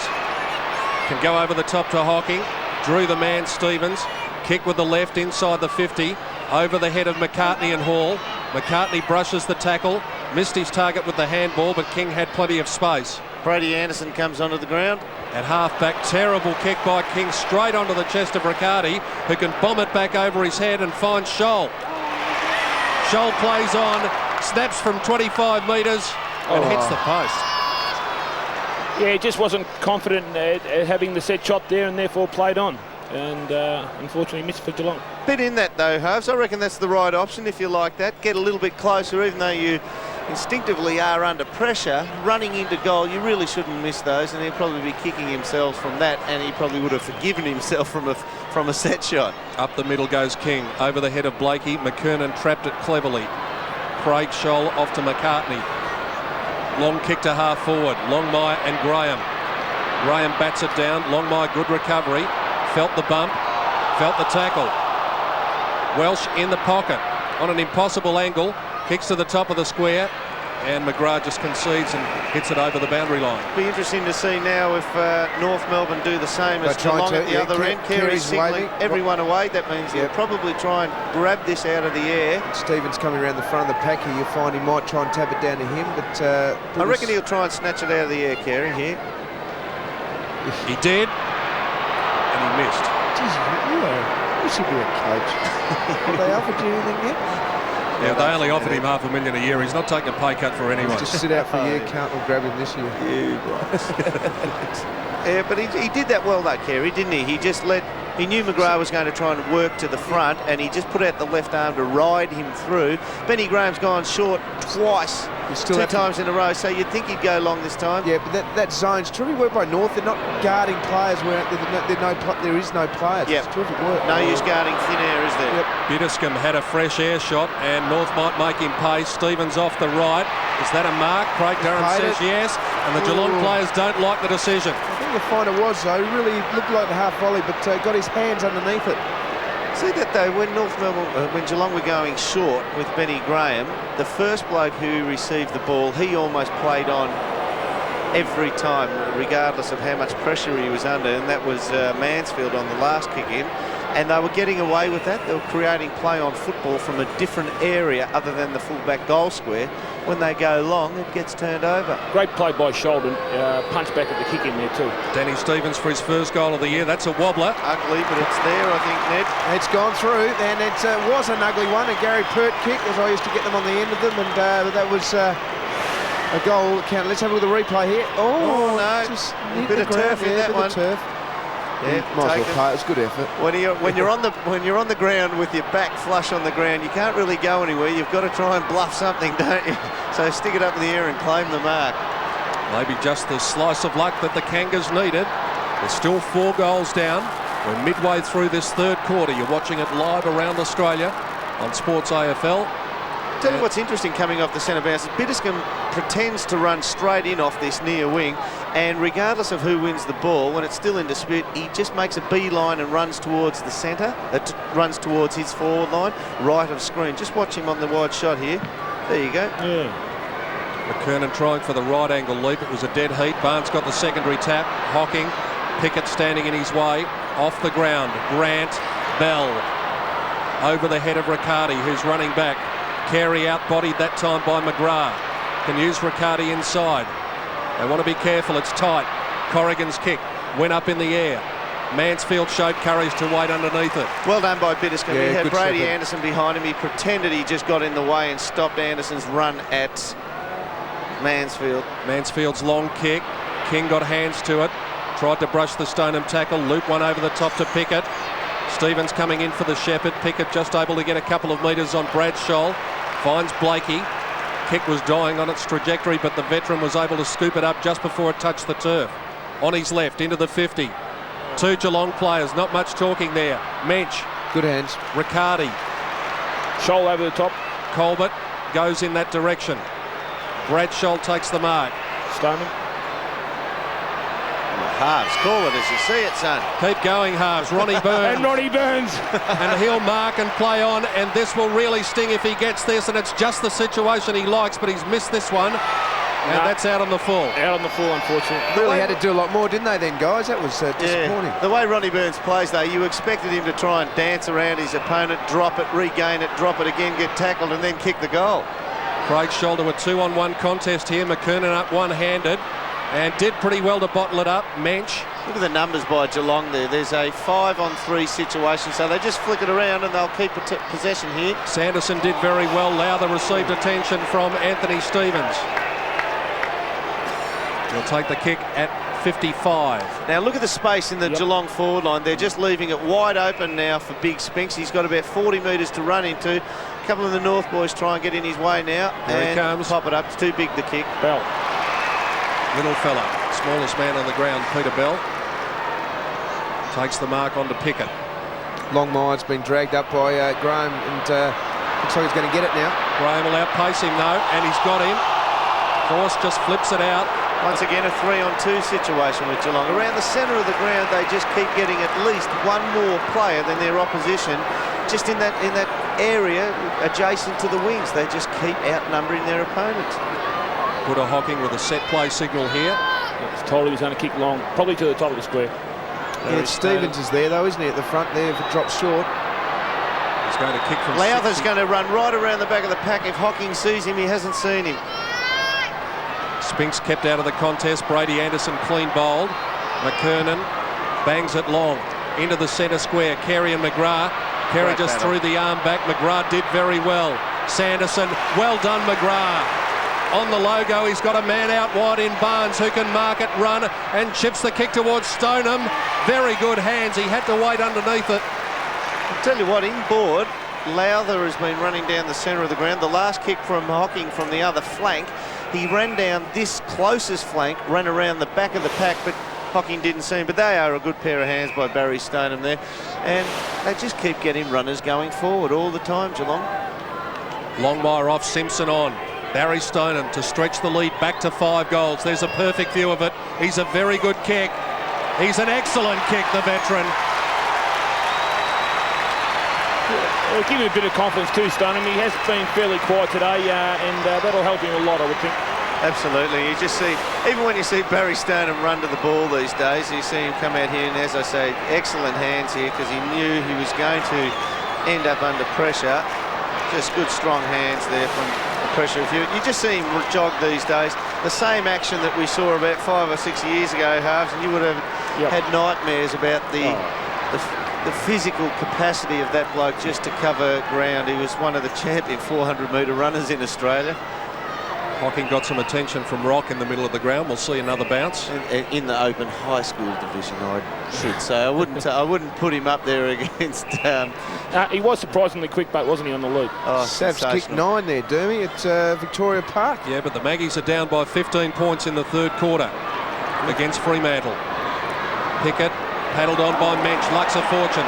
Straight onto the chest of Burns at 52 metres. Unloads a long left footer just to the left. He just can't get that ball spinning right at the moment, Dermot. When he does, he will put him through, but he just throws it to his left-hand side, and I reckon he's off balance half the time when he does kick it. You know what?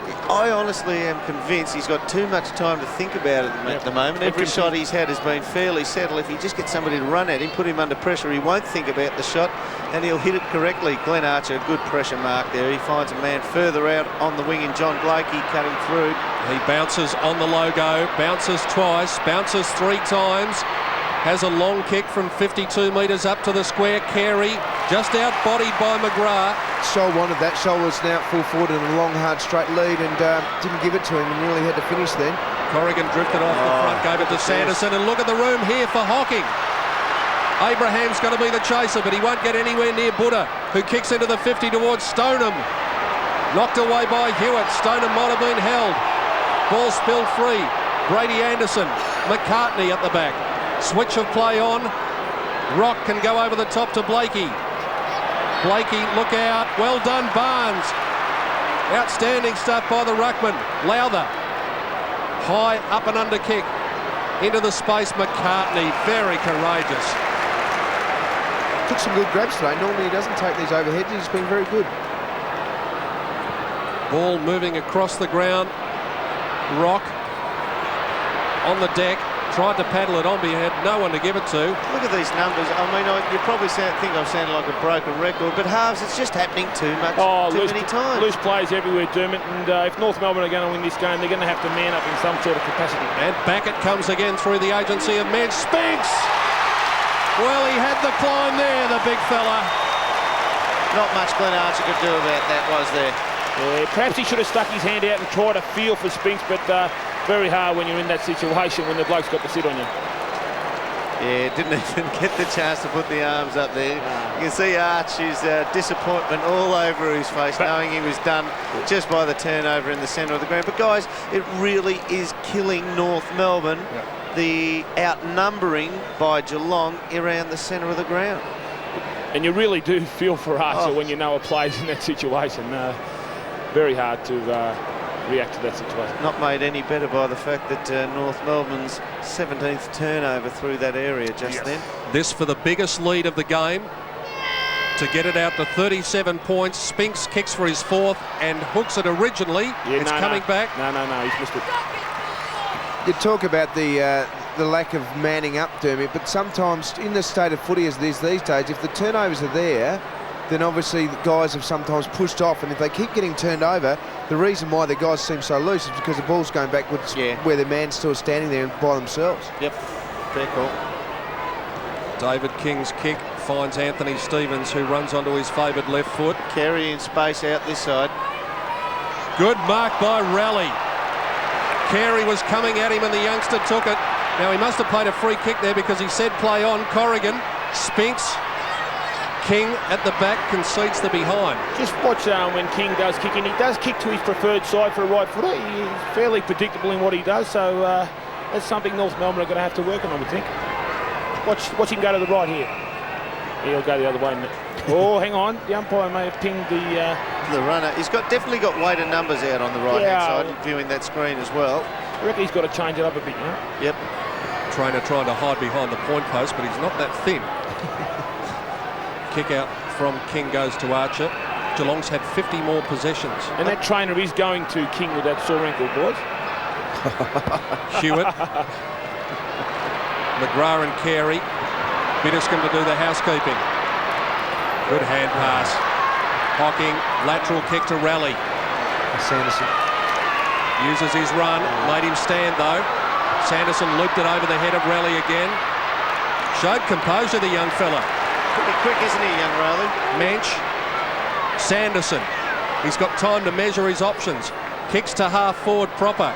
Scholl, almost the chest mark. Blakey. Graham, just like hitting a ball up against a wall. Carey tackled Graham, who was unaware. Free kick paid. What can the skipper do? North need a goal and they need one in a hurry. Carey's kick into the pocket towards Craig Scholl, and that's more like what we've seen from him. Dummy lead one way than the other, and just the leg speed. Actually, it's a good move now having Scholl down here. I think it just gives them a lot more leg speed, and perhaps it should have come a little bit earlier. And he's relatively quick, isn't he, Scholl? And he got the zigzag from the point of the square when he went to take off. Yep. And Carey finally seeing him come out to the near side, put the ball out into space, let him make his own pace to it. And the thing that happens there when Scholl is up forward, Mansfield's basically the only bloke who's, well, the best matchup they've got in terms of pace and somebody who can go overhead with him. Kicked 40 goals last year, only 12 this year so far, and he sneaks that one home. And it pulls Mansfield out of the danger area for North Melbourne. Mansfield can't play off the back flank then and run forward and be damaging. Pulls him right out of that danger zone. We see the turnover here. No gobs open, yelling out at Benny Graham. Timmy McGrath did. You're hot, you're hot. Just a little bit late there. Carey just waits that ball beautifully out in front. Rock comes off for North Melbourne. Brent Harvey comes back on. If they can get another one here, it would be a very important goal for North in the dying stages of this third quarter. Anthony Stevens turns around, kicks it very high. Carey wrestling with McGrath. Sanderson claiming the mark. That's not a mark. Oh, I thought it was. Bounced off his own head. I think it touched another player, Derm. Stevens. This will be a bounce. 27 points. Dermot, just with Bitterscombe there, you were saying he was ducking down on the forward line. If you were his direct opponent at the centre square bounce, would you go the other way and take the risk? Yeah, you'd have to mix it up, wouldn't you, Halves? You'd probably stand on the defensive side of him and mix it up occasionally, run through the other way, where as soon as you see the Scholl again. win, as soon as you see your teammate might win it in the centre of the ground. But Scholl, as you mentioned, Craig Kelly, does have the foot speed to worry the opposition from the goal square, put it out into space and let him run onto it, and he is a beautiful kick. And like you said, he also, really, Mansfield's one of the only ones that can match up on him. And other than Sanderson, perhaps they might do that one, switch it with Sanderson. But I reckon Sanderson is the kind of bloke that when he gets in the goal square, one out, he doesn't like it. Craig, See Bradshaw going over towards him and stirring him up. Gary Lyon described him last year as we wait on the shot. He's pulled it to the left. Yeah. Gary Lyon described Sanderson last year. You could see the fear on his face when the ball came in long into the goal square. Not courage related in any way, shape or form, but the fact that he knows he's not as good overhead as perhaps a player like Scholl, and he can just fear that he's under pressure to mark the thing. Going up wide this time, Sanderson kicking in and... gives it to Riccardi in the pocket. Mansfield's on over. Yeah, it's interesting. Good zoning by North Melbourne. Mansfield just able to claim it. Because you think they're out of the next one, and we've said it before, it's really the kick after that's when they're out of danger. At the moment, they're still in a heap of trouble if it comes back. Mansfield kicks long to the wing. Barnes and Mensch, the two big men in front. It's a big pack. Neither could bring it down because of that big pack. Ball scooped out. Harvey. Well taken there by Stevens. Scholl almost got it again. 2-on-1 here. Scholl wheels around on his left. Just misses. They were in a heap of trouble if they'd seen that Welsh had got away and he was by himself, and basically they didn't use him, and then really they didn't do a good job there, North Melbourne. They had opportunity written all over that. 25 points the difference here at the 28-minute mark of the third quarter. North Melbourne, you just sense are getting a little bit of confidence here. I know they've only made a leeway of 2 points this quarter, but their matchups seem to be a little bit better now. That kick's going. Tested out young Lowther, and he was equal to the task. I don't know if that was part of the set play, that kick. Riccardi, he's got a man out there in Bitterscombe all by himself. Mensch has dropped out of the game at the moment, so they need to get him back in. He should have a pair of relatively fresh legs for a key man in the Geelong lineup. Graham chipped the pass to Ronnie Burns, who took on his man. That's holding the ball. Well done by McKernan. And that could be a bit of a team lifter. The big fella beating the little fella in that contest that you'd expect Burns to win. Stevens inside the centre square. Carey well fisted away by McGrath. Only as far as Bell. Off to Harvey. Brushes the tackle. Takes a bounce. He takes 2 bounces. Runs inside 50. Balks his man. Shoots from 40 metres and kicks a team lifter. Another ugly kick, and it swung back the other way. I thought it was going to keep hooking around, but I think Solly and the guys just said, everyone had led, and they just looked at him and said, well, away you go, you got to do the rest of it yourself. That wasn't a bad goal from the younger cousin there, was it? Oh, you claimed him again. Look, you would never have moved like this. But you did make the call that McKernan out there could turn the tide. A real team lifter, Pete Donegan, and it certainly was that. One possession later, you see young Brent Harvey run in from about 90 metres out to about 35 and shoot the goal. North Melbourne just have that sniff at the moment. As you said, Doom, all the momentum now the way of the Kangaroos. Can they get another late one? McKernan taps it down, but Hocking was there to shark it. Going back with the flight and taking a very good mark is David King. McKernan's got him on top in the centre tap-outs as well by the looks of it. Wide to Blakey, who lets it bounce. Shannon Grant in to provide the shepherd. Blakey turns Riccardi inside out. He can square it to Harvey if he wants to. Goes on the left. Misses Craig Scholl. Sanderson wrapped up by 2 players. No opportunity there. This will be a bounce. And there's the siren. North Melbourne end the third quarter with their tails up, but still Dermot with a deficit of 19 points. And Ronnie Burns earns a reprieve because just as the siren sounded, he was making his way to the bench, being dragged by Gary Ayres, the man on screen, as he comes down the stairs from the coach's box. We're going to take a break here. 3-quarter time at the MCG. North Melbourne 9-8-62, giving a fair account of themselves in the last few minutes, trailing Geelong 12-9. 81 down to 19. Can they go the whole way? North has come from behind twice out of 4 games this season. Final quarter should be a thriller here at the MCG, and we're going to have a secondary bounce as Brent Harvey takes it away. And guess who's on the bottom of the pack? Buddha. What a great return by the man who's won 4 best and fairest. Looks a little bit like Steptoe and Son with those gloves today, doesn't he? There he is again. He will work hard. He's a great defensive type player in the tight-end situation. He won't run terribly deep straight down the ground chasing his direct opponent. to the goal face of the opposition team, but gee, his body work in close like this is fantastic. 20 disposals at 75%, and here he comes again, Hocking on his left foot. Squares the kick out into the wide open spaces, and the kick actually favours North Melbourne. Taken by Welsh. Back to Grant. Not a great kick. Really didn't deliver it very well to Stevens. Blakey back to Grant. Inside the centre square to King. Wants to run. Wood, the youngster, in hot pursuit. Bit of a wrestle going on here. Chandler got to the back. Bell's on the deck. Original contact was high. I suppose it's got to be most of the time with Peter Bell. But it's going to be a bounce. And it looks like Buddha Hocking is playing against Anthony Stevens this last quarter. Dennis Pagan would be saying, well, he's got to run out of steam sometimes, Steve. You play on him and you pick up more possessions than him. That groan you heard from the crowd was the replay going up on the big screen, and it did show Bell was taken high. So what does Buddha do? Runs onto it and gives it to Mensch. Spins down the middle. With a 50-metre kick, and Mensch kicks at 50 metres. It's a high one. Spinks and Archer at the back. Hall, left goal side, and hits the post. Obviously Spinks wanting to lead out wide because there's a huge gap down the middle, and he didn't lead down there, and perhaps the right decision, because if it is turned over down there, you can pretty well guarantee 80% chance to go down the other end and they'll get a goal.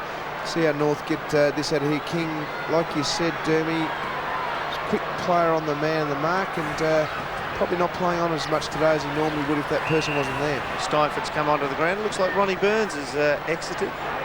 He almost... Stoneham almost got it on the second attempt. Colbert onto Steinford.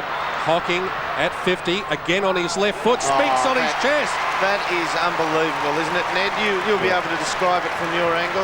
He just ran back in and just drilled it down line. I tell you what. Look at them run to Buddha at the top of the screen there. He is just if he's got a little bit of time and space, 90% of the time he's just going to, as he sees efficiency, it's just a beautiful through traffic. He drilled it at him.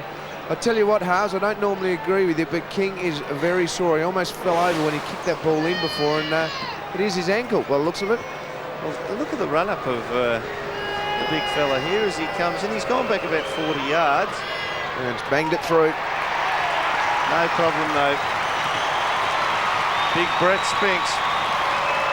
But that kick from Hocking, he's kicked his fourth Spinks. He just thought, found that he was unmanned and just put the arms out, and they were about 12 feet apart, those hands at that stage, and you can't miss it with your eyes. And Buddha Hocking came back in onto his left foot from a standing start, just swung the left foot and punched it underneath, or just underneath, about 5 foot all the way, and hit him on the chest. That is only, probably there'd be about 10 blokes in the league, I reckon, who could kick like that on their non-dominant side. It's a big ask now for the Kangaroos. 26 points the margin. Barnes taps it on to Mensch. Flips a hand pass in the direction of Raleigh. Simpson was going back. Dragged it back in, then scooped it out. Bell, Pickett working in a tight situation. Carey didn't get to it, but had the presence of mind to handball onto Harvey. Long kick. Can they get one here? That's 6 of one, half a dozen of the other, but it's going to be a North mark. Oh, great play by Sholden. He was out of the contest. He got over, cross in front of Graham, and Graham made the mistake of not punching the ball because he thought he was going to mark it. And Ben Graham is saying, look at the scoreboard, look at the replay. Oh, I tell you what, he had a little bit of it halfway through there, but you've always got to pay. This will give us a good... Scholl didn't have the first purchase with his left hand, did he? But he came down with it, and look, you'd almost say, well, if you were the coach, you'd have to say to Benny Graham, I'm glad the other boy won it, because that shows you in a lesson learning experience you won't do the same thing next time. You'll punch away as Scholl comes back, put it through the middle. That's his second. Leaders back to 20 points. We've still got a game on our hands, 5-minute mark, final quarter. Well done by Carey too. He knew his opponent, his teammate was running through to the centre, and as he rolled over, he just flipped it out that way. Yeah, that's a bit of a one where you'd look at your teammate and you'd say, mate, give us the fist. We'll run out to that. We can't read you if you're trying to mark the ball from behind each time. Next goal, absolutely critical in the context of this match. McKernan jumped early. Barnes got it down. Bell tries for a kick off the ground. Milburn. Good body work by Gary Hocking in there. Just blocked the opponent, North Melbourne, from running through onto the ball. Barnes had a lot of time. Rally. Hocking, can he cap off a great return? He's at 45 metres, heads towards Spinks, over the back. Goal! Arch is asking the question. I don't think Arch, he's raised the fist. He's got very angry with the umpire. And, was it for holding net? Is that what he's going to look for? Yeah, Spinks was in front and the ball went over. Archer turns around to go back and try and make the ball, but Spinks actually holds him by his uniform. Watch this here. You'll see it from this side. Spinks holds him, and that's what Archer's complaining about. See? Oh, just there you go. Asking the question, and wasn't happy if the camera stayed on him. Yeah. Very little, isn't it? I mean, he going and grabbed his hand, really, wasn't it? Yep. Grabbed him by the elbow, I think, and well, we do know that Glenn Archer gets upset. He got reported last time those two teams met. Back to 26 points. North need to get the answering goal yet again. We've got a secondary bounce, a footy flash from Victoria Park. Scores are level in the match between Collingwood and Fremantle. Come on, Pete Donegan. We know you're back for Collingwood. Keep your mind on this one, please. Sav Rock has kicked 10 goals. Bounce in the middle. Didn't work, Ned. Harvey, Corrigan, rally, chip kick, measured it to Buddha. He's a kick. Onto the chest of Hall. Well done by Simpson at the back. Stoner was probably a better option then, but great punch then. Left it behind. Pickett. Ball jars free. Hewitt off to Blakey. He just throws it on his foot and kicks it 45 metres to Carey. Carey on the logo. Moves it on quickly again. Just a little bit of pressure on the kick and it went to Steinford. Geelong can rebound it through the centre corridor. Sanderson goes long. Spinks one hand. Ball's on the deck again. Good tackle applied by Stoneham, and that'll be a bounce. Too slow there, Hugh. He just had a bit of time to get rid of it and held it a fraction long, but really they're lucky to get out of that. There was a few options then. Perhaps should have gone wider than going long and direct out of that mid Geelong when they kicked straight through the centre. Bounce by Vince Searcy. A bit of a wrestle going on. Hewitt left it behind. Meets to Stoneham. Yes. Oh, yeah. That's going to be very hard now. Big Pezza loves it, doesn't he? He's hooked it around. I think Spinksy's saying, why did you give it to me? Well, it went through, big fella. Don't need to worry about it. And the Cats bring up 100 points for the first time this season. I think Barry put the arms up in the air and said, yes, it's a goal, but he wasn't too sure. Given the standard of the goal umpiring this year, he had to make sure that the goal umpire was all right. Oh, mate. Compared to what? Halves. Yeah, they were all right last They've been night. great. Absolutely. But look, North Melbourne had to cave in at some stage. They're 5 goals down now. I don't know if they can even bridge that gap. We'll see whether they can or not. And here come the Cats again with a quick kick out of the middle by Colbert. McCartney bent down. Look at Hocking. Look at the work rate at ground level by Hocking. He's run out of legs, Dermy. Oh. What about that? I reckon it's freshened him up, that break. Sensational. See Johnny Barnes sneaking away from this contest. He's going about 50 metres goal side. Now he should come right into the goal square here to make sure he's got the guys can lead into some space. At the moment, McCartney's playing off him, which means he can actually cover 2 players almost. There's a heap of players going away from the contest here. Yeah, we've got Milburn and Steinford both running to the defensive side about 30 or 40 yards. Good smother by Milburn there. Just smothered the McKernan kick. Stevens into the centre square. Well done by McGrath. He met the ball without hesitation, kicked it off the ground. It finds Mensch. Over to Hocking again. He chips it towards the path of Stoneham. And Stoneham takes another mark. Well, it's got to go to McGrath, that too, because he's just attacked the ball on a hard wicket, which could have bounced over your head. To leave your man go forward, push it forward, give Buddha any room at all. Look at this. What about the confidence Hocking's got when he's got the ball just to put it down the throat of the Geelong players? You know what he does? He almost tells the forward where they're going to run to, doesn't he? Just by kicking it into the space and just judging it. Well, he's got X amount of pace and he should be able to make it in this time, so I'll kick it to that spot there and make his own way to it. Longmire on, Simpson off for North Melbourne. 9th disposal coming up for Barry Stoneham, and this would just about put the final nail in the coffin. He likes it. That's what he's done. Oh, he's very excited there, Big Bazza. Good on you, Barry Stoneham. He had that much time on the out, a couple of years out with that broken leg and the associated problems. He should enjoy every win he can get in his career now. I'll tell you the thing about Hocking, what he's doing. I mean, we all know Stoneham's gone through a pretty hard trot, but Hocking's going out of his way to bring blokes like that into the game and give them confidence, you know, for the rest of the year. Yep. And he's got Chandler. It looks like Chandler's been given the job now. At least Dennis Pagan's thought, well, let's just get some positives. If Chandler can chop him out of the game for the rest of the rest of the contest, I'll be happy with that. It'll give me something to move on with. Don't know if the boy's up to it. The way Gary Hocking is going at the moment, the form he's showing. Next 20 minutes important here for North Melbourne, not to let the floodgates open. Colbert's kick over the top, batted away by Welsh with a volleyball spike out towards the other number 30 in Bitterscombe, who's content to see it over the boundary line. Their percentage coming in here was 103.7, which is not very good for a team that's 6-3. And if they were to get thumped here, it could really hurt towards the end of the season. Absolutely, and we look at the top 5 match possessions now. Hocking 26, a breakaway mentioned, Colbert 22 each, and Riccardi 21 off the back flank. And Geelong have broken the ton for the first time this year on 106 points at the moment. Stevens kick towards the wing. Carey clean bowled him. Graham will come back on his left foot. Comes inside to Raleigh. Raleigh's kick towards half forward. Mensch in the front. Bell. Longmire. Long kick. Abraham courage to throw himself at the feet of McGrath. 79 marks to Geelong for the day, 56 to North Melbourne, with Winston Abraham just... They cover the space. They cover the space well back here, Geelong. I mean, they've got it all covered here, not to let Abraham get the short kick into a lead.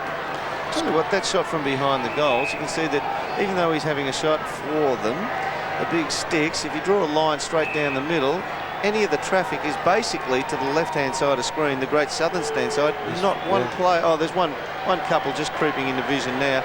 Nothing else on the outside of them, and that's the way the ball was. That's the way the play was when the ball was coming down. He's pulled it to the left. Has he snuck it through?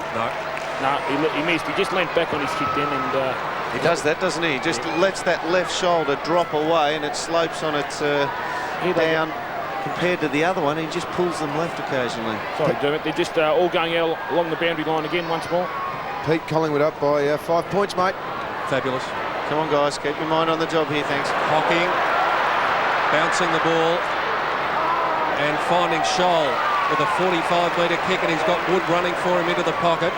Ran hard then, Wood. Just probably ran a little bit too early. Didn't think about the fact he had to get back from the man of the mark. Left no room for himself. Brad Scholl, centering kick, Longmire, bounced off his chest, and he might have given away a free. Archer goes barging through the pack, unloads to Blakey, towards half forward. Raleigh picking up some important possessions across half back. Abraham, Stevens on his left, heads up towards Carey.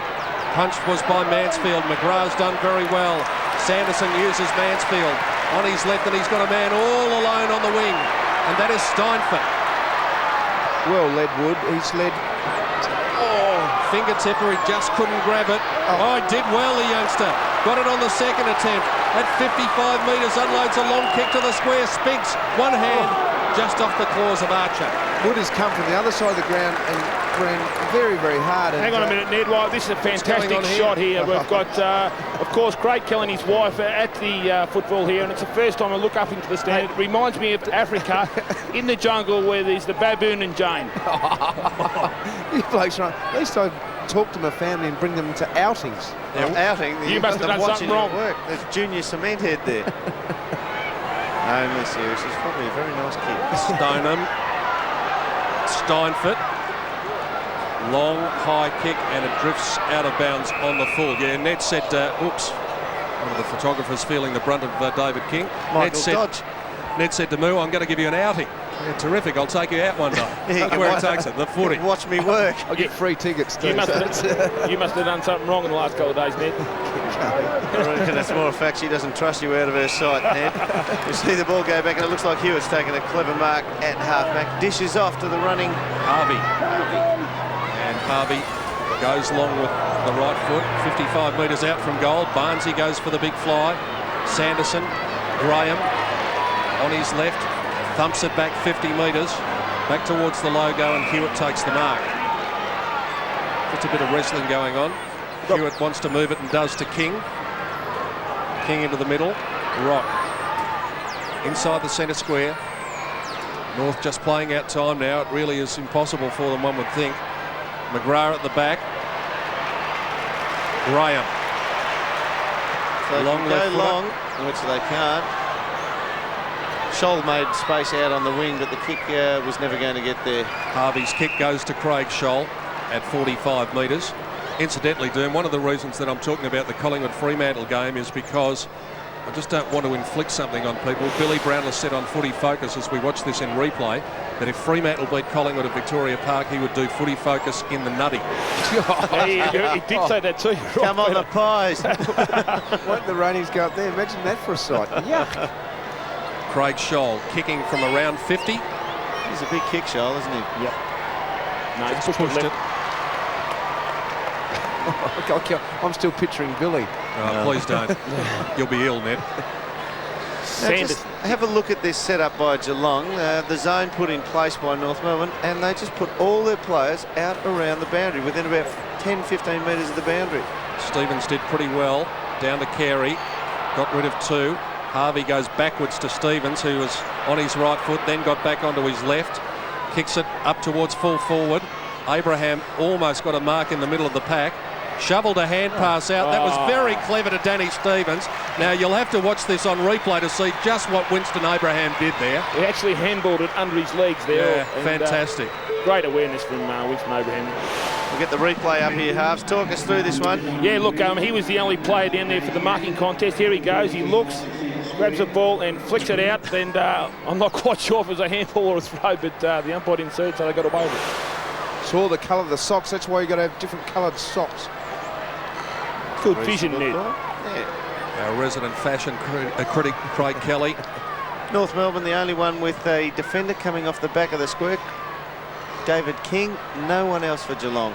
Sanderson tried to charge his way through. McKernan with a stray arm. Again, Harvey loops one over the top, and he'll get it back, and from 40 metres he should kick a goal and does. Well done, little fella. Isn't he? He's a good player, young fella. He's a good kid, isn't he? Doesn't he work hard? And he's finishing very well this year. Just about time to turn the lights on here at the MCG, isn't it? Very overcast now. I was going to say at three-quarter time it's dark. I mean, McKernan's got a lot of the taps today, hasn't he? But just the ground level's been really weighted in Geelong's favour. But this coast, Harvey's worked very hard. Absolutely, and you see him here. Just he gives that handball knowing that he is the only option for that receiver to dish off the ball to again on the way past, because he's got his back to goal, the bloke who received it. So he has to go again, and that's good play. I'm just wondering if he's got the endurance to play all day on the ball. 25 points in it. Still plenty of time left. The Kangas get the next one. They've got a bit of a sniff, but Steinfort might have something to say about that. Over the head of Graham, who's gone up forward. Taken away by Welsh. To the wing. Oh, what a hanger there. Sanderson was up there for half an hour. You see a little bit of a wry smile come onto the face on the way down too. He's thinking, that's a chance for a car somewhere down the track. Yeah, a bit of a prounce on the way back. You always know, don't you? Cadbury Mark of the Week contender again. Milburn off to Biddiscombe. The play keeping's off now. Sanderson into the pocket. Oh, he's got Spinks just nudged Archer underneath the ball. And poor Arch, he's got a little bit of a smile there, but he gives away so much of this. Oh, look at that moment. Fantastic. And he gives away so much height here, but look at him having a bit of a grin there. Couldn't do anything about it. Just forced himself under the ball, or the big fella just pushed him under the ball and too tall. Benny Graham coming off. I don't think he's grinning too much either at the moment, Ned. No, I know, but he knew he was gone once he got pushed under that far. Now, he's been swinging his kicks from right to left pretty well all day, and if he just gives himself an allowance by going directly at the furthest goalpost here, I think Brett Spinks is a chance. This is for 5 and 23 for the year, and he's got it dead centre. Yep. Good kick. They're a good side, Geelong, because they've got so many tall options. I mean, when North Melbourne were winning grand finals and finals, I mean, they've got three good forwards they can spin around, and you see they're just he looks up at the umpire's gone, where's the free? And look at that shot there. That is fantastic. He knows he wants to go. Arch knows that Spinks is going to set off on the lead, and just the concentration, the intent on Arch's face to stay with him. But when the ball went over the head, like in the third quarter, I mean, the man outreaches him by, stands 12 centimetres over him, and the reach is probably doubled, so he just knows he's done in that situation, but still gives his all. Importance of Mick Martin now sort of come in this game, hasn't it? Absolutely. Chandler, quick kick out of the middle. Sanderson to the run of Brad Scholl. Long clearing kick, it wobbles towards Pickett and Wood. Pickett the fist away from the youngster. Snell on and tackled. Biddiscombe trying to barge his way through. He was tackled fiercely by Pickett. He's been a good blend today, Biddiscombe. He's given them something to think about. Comes off the wing, runs to the attacking side, as we discovered a little bit earlier all the time, and he's just taken the mind away from some of the North Melbourne players, matching him up. Let's go. Look at this footy flash. Last quarter, 15-minute mark. Collingwood, 23 points up. Oh, jeepers. Billy, you knew that he is safe. Thank goodness for that. Chandler off the ground. Barnes, one way then the other. Left foot snap kick across his body, and Wood and Pickett head towards the boundary line. Would have been interesting, guys, if you'd had a Martin playing, because Archer is then free to become that third man up, coming across, spalling, running off, creating a lot more options. And Longmire's gone to Spinks now, and Archer's picking up Hall, but just haven't got enough tall options without Martin. No, that's dead right. I mean, no player's worth 5 goals, Craig, but in terms of team balance, it could mean the difference between, you know, a 5-goal turnaround. North Melbourne coming forward into their 50. Mansfield leads, paddles it on. Stoneham had to wait for it, then got it off, almost pinched by Chandler. Danny Stevens paddles it towards the boundary line. Geelong to come have Carlton, Melbourne, Brisbane and Port Adelaide. North Melbourne's run, Collingwood, Richmond, Hawthorn and Essendon. Brian Waldron on the boundary line. Yeah, Dermot, your comment about Biddiscombe's interesting. Last year in draft trading, his name was thrown up to Geelong by a lot of clubs, and they decided to put their faith in him, and it just might be worthwhile because he's been terrific today. He's a very interesting player, Mansfield, very adaptable. He's now playing on Craig Shoal and giving away some 3 or 4 inches. Bit going on in the pocket there. You can see that Rock and Brad Shoal just having a few words to say to each other. Carey. Look at that boundary line thrown. It went to the front of the goal square. Yeah, got it carried in. Just missed to the right. The other guy that we haven't spoken about Geelong much is Riccardi, who was leading the stats at one stage there, but his importance in this side as he slowly comes back into the season is going to be crucial for the run home, and now with Hocking back running into fitness, people shouldn't be writing Geelong off. You know, really, they're going to have a good run home. Oh, they were a fantastic team last year. They were a bit stiff at the end. They fell over with a few injuries, but gee, they were good at the end of the year, during the period of the year, the 22 home games. Good mark in front by McCartney. 60 metres out from goal. Mensch just trying to creep to the mark on the side. McCartney kicks it long. Welsh at the back can leap and mark. He's a good mark, good pair of hands.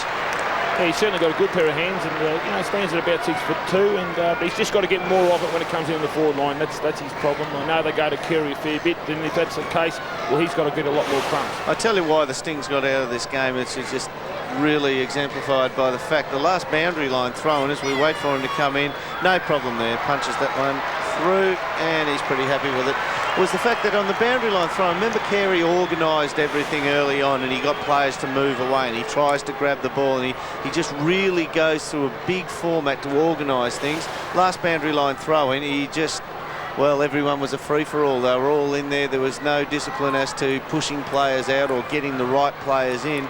They already conceded the result well and truly, so whatever happens, happens. And you can see that's reflected in the players' minds by the way they attack the ball. Geelong are 3 points shy of their best last quarter of the season in round 10 in this performance against North, which will put a smile on the face of Gary Ayres and everyone down at the Cattery. Biddiscombe in the middle there, throwing his arms around like the middle part of a washing machine. The agitator. That was what I was looking for. That's Gary Hocking. I can tell you, he give you some agitation out there. Fresh air shot by McKernan. Corrigan off to Riccardi. On his left, running back and taking a good mark. He's taken a couple of good ones today, McCartney. Yeah, well, like I said before, he's plays a key position player, but he really seldom takes a huge number of overhead marks. Simpson, a long kick, only as far as McGrath though. Welsh breaks through on his left, unloads with a big kick over the head of the pack. Scholl and Mansfield getting to the back. Scholl just keeping it in play on the boundary line, wins out eventually. 4 goals the difference, 25 minutes gone, final quarter. Well, you can back it in if McGrath attacks the ball like that at half back and he misses it, goes over his head. Wayne Carey will be running back towards the goal line, and now he's trying to start getting players away from it. Hasn't worked. There's a big heap around him. Rushing through his Rock. See if he disciplines the boys here and gets them to move in or out, and Yeah, look, it's sort of just going through the motions now, isn't it? We're talking about Gary Hocking not being a defensive player yet. What he's done surprisingly a lot of today, he's worked hard into their back line, which is good. He'll run back, won't he? Yep. Punched down by McGrath out of the hands of Carey, who applies the tackle. Riccardi flips it out, somehow got it to Abraham on his left. McGrath a diving effort, and it just misses to the left-hand side. Tend to think Hocking's main asset when you talk about the defensive role going into the back line, he will run back in there, but then he peels off to the width of the ground, and if his teammates can win it, he will work hard coming out of the defence, but he really doesn't get chase men right in there. You know, he'll work back for the boundary line throw-in or something like that. Corrigan's kick in the back pocket. Clears the defensive 50. Huge pack of players once again up after the ball. Flipped out by Mensch over to Biddiscombe. It's been good today. Onto the chest of Snell on the wing. It's pretty quick, Biddiscombe, isn't he? He just gives him something to think about, runs through the lines with a bit of pace. Snell's kick to Brad Scholl. He marks it 60. Biddiscombe running down for him. Hocking taken to the ground here by Chandler. A good learning process for the last quarter of Chandler when he's gone on to Hocking, and it's Mick McGowan often said you can learn a lot by playing on it as a kid on a really good player and knowing where to run to the right spot. A bit of keepings on or keepings off, but Riccardi's very good on his left foot. Walks his man, kicks from 50 metres with a long bomb. Oh, hit the post. He looks very comfortable playing in the centre, doesn't he, Dermot? And looks happy with himself and what he does out in the ground, a lot more confident. I reckon he loves that situation where he gets a bit of confidence. If he can get a couple of shots on goal, he's a different player. Just get him in the centre, try and get a bit of width for him, get him to run away from the centre, get him to run straight lines instead of around the little half circles. Start him in the centre, but get him on a bit of width of the ground out of there. Little Rocky goes for a bit of a gallop and brings it up towards the wing. Carey on the deck. Clever. Handball to Harvey. Runs across the logo. Wobbly old kick though. Knocked away by Scholl. Taken by McGrath. And there's a high tackle. The arm just up for a fend off there, and Harvey was taken high. Moves it on. He loves these running goals. He's kicked a couple of beauties today. Can he finish it off? No, he's just pulled it. It was interesting then watching as Harvey ran down that first time, and Scholl led to where the space was, but it wasn't to the right foot of Harvey. Had to almost try and kick it on the outside of his foot, and it's an easy spot to run to, but not necessarily the right spot to get the ball. It's interesting how fresh players, when they come on late in the game, when they've been sitting on the bench for 2 or 3 quarters, what sort of impact they can have on the game. And Harvey's been terrific since he come on. Kick in comes to Mansfield. In the members' pocket, playing out time now. Over 28 minutes have elapsed in the final quarter. And Geelong is going to go to 5-5 after 10 rounds, and they're back in the hunt. Just taking a look at the stats, North Melbourne have turned it over in a narrow sense, and their chief contributor in that area has been Anthony Rock 4 times for the game. Snell ran his man under the ball, but he's got numbers to beat here. Ball spills free in the tackle. Blakey, hand pass over the top, bounced on its point. Hocking just kicks it straight up in the air. This will be a contest for Mensch and 2 or 3 others. Sorry, Ned. Sorry, Pete. I was just thinking as you were talking about that, Jeremy, his other player that missed is Pike, and obviously pulling the muscle last week against Carlton, but he gives them that other option of a taller guy, which gives them the balance. It's amazing how sides, if they get 2 key injuries to taller players that are mobile, really can unbalance them. Yep. Fantastic return by Gary Hocking. 28 disposals today. He's been in the top 3 of the Brownlow medal 4 times. Ron Casey, interested spectator over at the race. 4 times best and fairest, 4 times All-Australian. He's a great player, Hocking, and he showed us why today. Don't forget, Robert Scott's out of the side, and perhaps he could have tagged Hocking today as well. Well, they haven't really gone with any tagger, if that was their notion, Harves. I know it seems a strange object, doesn't it, when he had, what do you have, 18 or 21 possessions, 18 possessions at half-time. Well, they only went really at the end with Chandler now. Yeah. He's the only one that's really picking him up tightly. Jason Snell slowing it right down, and the umpire's going to tell him to kick it. Got to go to Big Spinks, pop it up over his head. Big hole kick left there. Mensch tried to punch away, but Archer was equal to the task. McCartney, there's the siren. Good win for the Cats. They're 5-5, and Johnny Barnes says, hallelujah, we're back in business. The Kangas go down. Final scores at the MCG. Geelong 17-12, 114. North Melbourne 13-91. The winning margin 23 points in the end. And the theme song is going to be sung with gusto, and the trip back down the Geelong Road will be a pretty enjoyable one for the Cats supporters tonight, Dermot. You would imagine so. They've been having a bit of a hoodoo on their back. We see that they were done by North Melbourne last year in that final, that night final, and I reckon that's weighed on their mind pretty heavily. Let's go down onto the ground. Brian Waldron has a special guest. Yes, I've got Gary Hocken with me, and Gary, very important win for the boys today. Yeah, certainly a great win, fantastic here in MCG in front of a Geelong crowd, and certainly we bounced back from last week's defeat against West Coast. Very impressed by some of the youngsters today. Bitterskim and Rahilly really stood up to the contest, didn't they, against a very spirited opposition in North Melbourne. Yeah, they played very well. North's got some quality players, so it's great for the young guys to cover those guys, and also Daniel Lowther, Lee Colbert in the middle, Barnesy and Mensch, and even the guys up forward and up back were fantastic. Now, what about yourself? 10 possessions in the first quarter, really set the tone for the boys. 30-odd for the day, a couple of goals. You told me 5 weeks off. You've really done plenty of work in that time. Oh, look, I've been able to train with the guys out in the track because the thumb's been a bit sore. I haven't stopped running, and I just found today I was running out of puff a little bit in some of the contests, but certainly I'm back today, and hopefully I can continue my form with the club. Well, no doubt the boys are celebrating. I'll let you get over there and enjoy it with them. Well done. Back to you, Dermy. Thank you very much, Brian Waldron, and a fantastic return to form with Gary Hockey. If he ran out of puff on any occasion, Pete Donegan, he disguised it exceptionally well. Derm, there seemed to be a real sense of feeling with the way the boys were singing the club song there. I think they might sense that this might just be a turning point in their season. Absolutely. As I said, North Melbourne really put the wind up them last year in that night final, and I think that's weighed on their mind. That really set them on the road to Adelaide, and it's a pretty hard ask to go to Adelaide and win a game, especially in the final. So that's a little bit of a hoodoo they've lifted, and they've tallied up their win margin to 5 now. Let's go back down onto the ground with Brian Waldron once more. Jeremy, we said before the game, you just see the boys here absolutely thrilled with the victory, and I think they realise the importance of today to put them back 5-5 and really turning it on for their supporters here. It was a fantastic team effort by the lot of them. And they're singing the song down there in front of the crowd. Not even waiting to get inside. I think the old Demons set the tone a couple of weeks ago with that, and why not? But they're here for their supporters, aren't they? Absolutely, as the boys make their way off the ground there. A couple of the injured lads coming along to say well done. Daniel Lowther in the thick of it there in front of Derek Hall, who was fantastic as well. Big Brett Spinks and Lee Colbert make their way up the race. Full-time scores here from the MCG. North Melbourne 13-13, 91. Went down by 19 points to Geelong 17-12, 114.